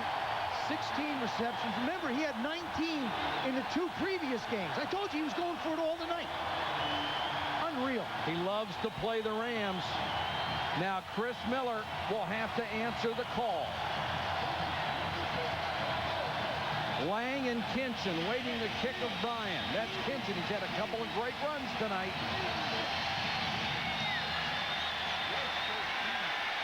Kinchin from the 14. Out to the 35. Oh, Mike, this is what you live for if you're a quarterback. You've got plenty of time on the clock. This is what they practice. You've got 3 timeouts, plenty of time on the clock. You know you need a touchdown. A field goal is not going to do it for you. The 16 catches for Jerry Rice tonight, a career high. This is why quarterbacks play quarterback. Flipper Anderson goes to the top of your screen, and Sanders goes with him.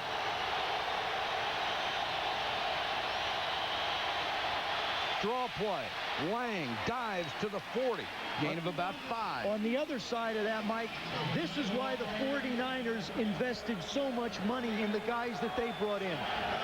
Jerome Bettis on the sideline. Lang is their 3rd down back tonight. Miller to the flat. He's got a 1st down. Flipper Anderson tackled by Sanders. Boy, the confidence that Miller has tonight is remarkable to watch. And that is a direct result of the job your offensive line is doing. Can't give them enough credit. They've done a terrific job up front. Win or lose, those guys deserve game balls. They want the screen. San Francisco defenses it perfectly, and Miller throws it away. 49ers recognize that play instantly. Well, Ricky Jackson does it as well, Mike. I mean, this is a guy who's only been around for 14 years, and you're going to run a screen on him. I'd pick out Woodall, the rookie. You see Gandy try and throw on him. Boy, that's just a like telegraph to Ricky. 2nd and 10, 1:06 to go.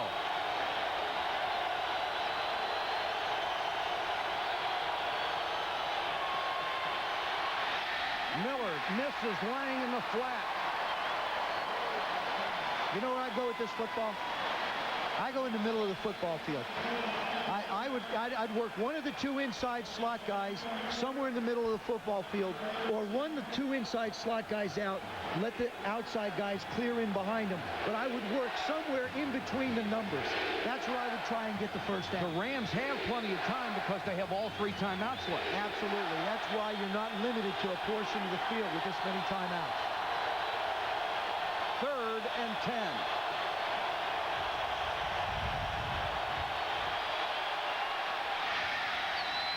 Nice throw by Miller. The catch by Flipper Anderson. First down at the 38.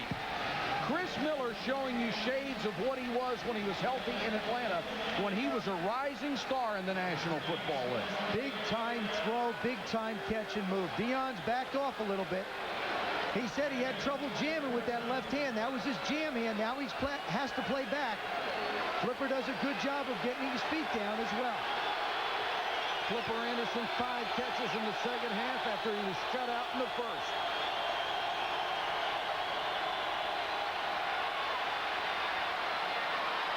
Miller had a man wide open and overthrew him by 10 yards. The late break by Isaac Bruce.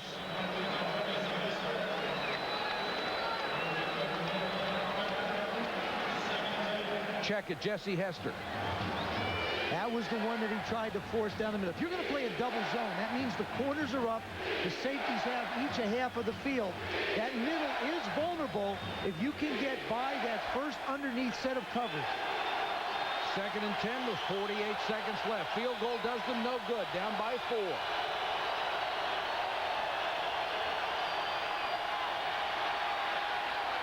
The deep ball again. Anderson knocked away at the last moment by Sanders. What a play. What a play by Deion. Beautifully thrown ball. Perfect. Flipper's got Deion beat. He's up top on the right. He's got him beat. Look at him play the ball. Doesn't go through the man, just goes around him. This is a perfectly thrown pass. Miller just fires this thing ideally. Great defensive play by Deion. Oh, that's 6. Oh, no, it's not. That is so pretty. And the Rams have taken a timeout. They have 2 left with 42 seconds to go in the game. Great timeout. To me, this is a great piece of strategy by Chuck Knox. Your team has just made a big first down. Okay, now Deion has made a big play. The crowd's screaming around. Let's settle it down a little bit. Let's get our composure. We need the 2 downs anyway. You're going to go on 4th, so it's not like it's impending that you have to get it off. This is just a great piece of strategy by Coach Knox. Chuck Knox said he came back and took this job because he hasn't won a Super Bowl in his career. He's won darn near everything else. Yeah, he says that's the only thing that's left, and he wants one. Built winners wherever he's gone. Division championships with 3 different teams. No one else ever did it. Rice and Taylor, all they can do now is watch.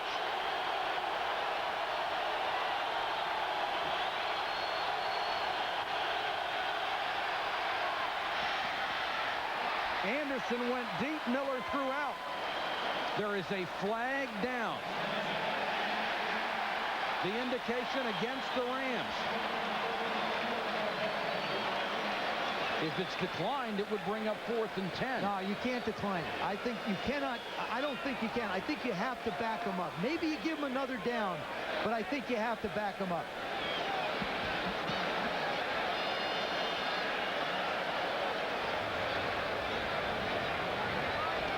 $10 yards is too easy to convert. Holding. Number 72 on the offense. 10 yards, still 3rd down. That's Clarence Jones, the left tackle. Up against Ricky Jackson. He just, you know, he's not that big a guy. He's only at 245, and Jones is at 290. And he can just take and do things to big tackles like no linebacker I've ever seen. He can bull rush the big guys better than any linebacker his size in the game today. 3rd and 20 with 37 seconds to go.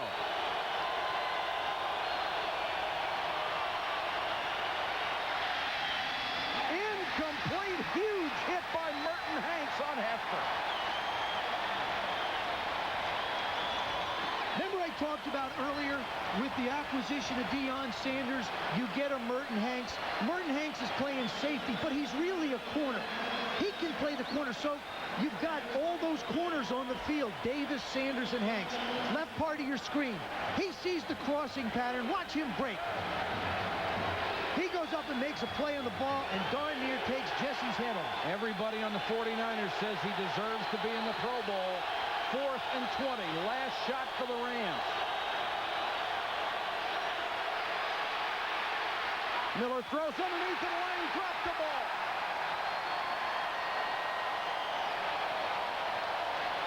Lang wouldn't have made it anyway, but it would have made it a lot more interesting.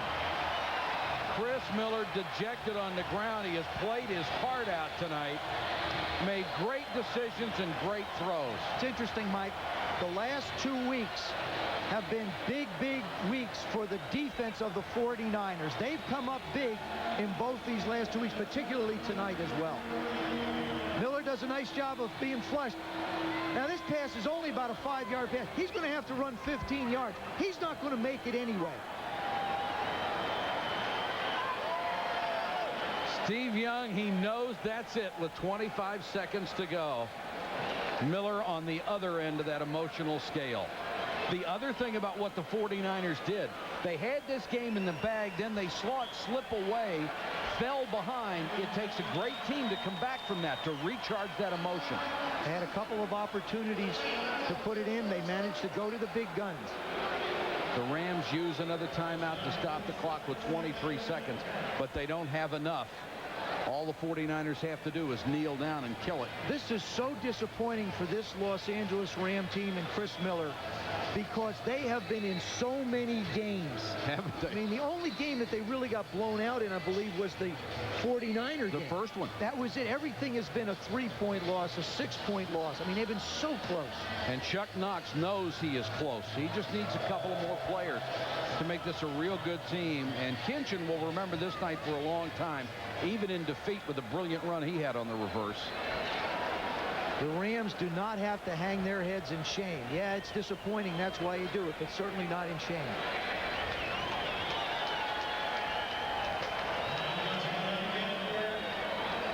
$19 seconds left. That's the last Rams timeout. And Steve Young will have to kneel down one more time for his club to go to 9-2. The Rams will fall to 4-7, and their chances for a wild card playoff spot fall with it. You know, I was talking to Steve Young on Friday, Mike. Interestingly enough, we were talking about, you know, what the greatest asset that a quarterback possesses is. And he said, hey, it's a great defense. You know, it's no physical tools. It's no mental tools. If you have a great defense, that's the greatest asset that a quarterback can have. He's had that. Remarkable numbers again for Steve Young. Do you think that the 49ers and the Cowboys are still the class of the NFL? Yes, I do. I think they're ultimately going to meet for it all. And that'll do it. The Rams cannot stop the clock again. The 49ers with a big lead, then fell from behind. A heartbreaking defeat for Chuck Knox, but a huge win for George Seifert to match the Dallas Cowboys at 9-2 in the NFC.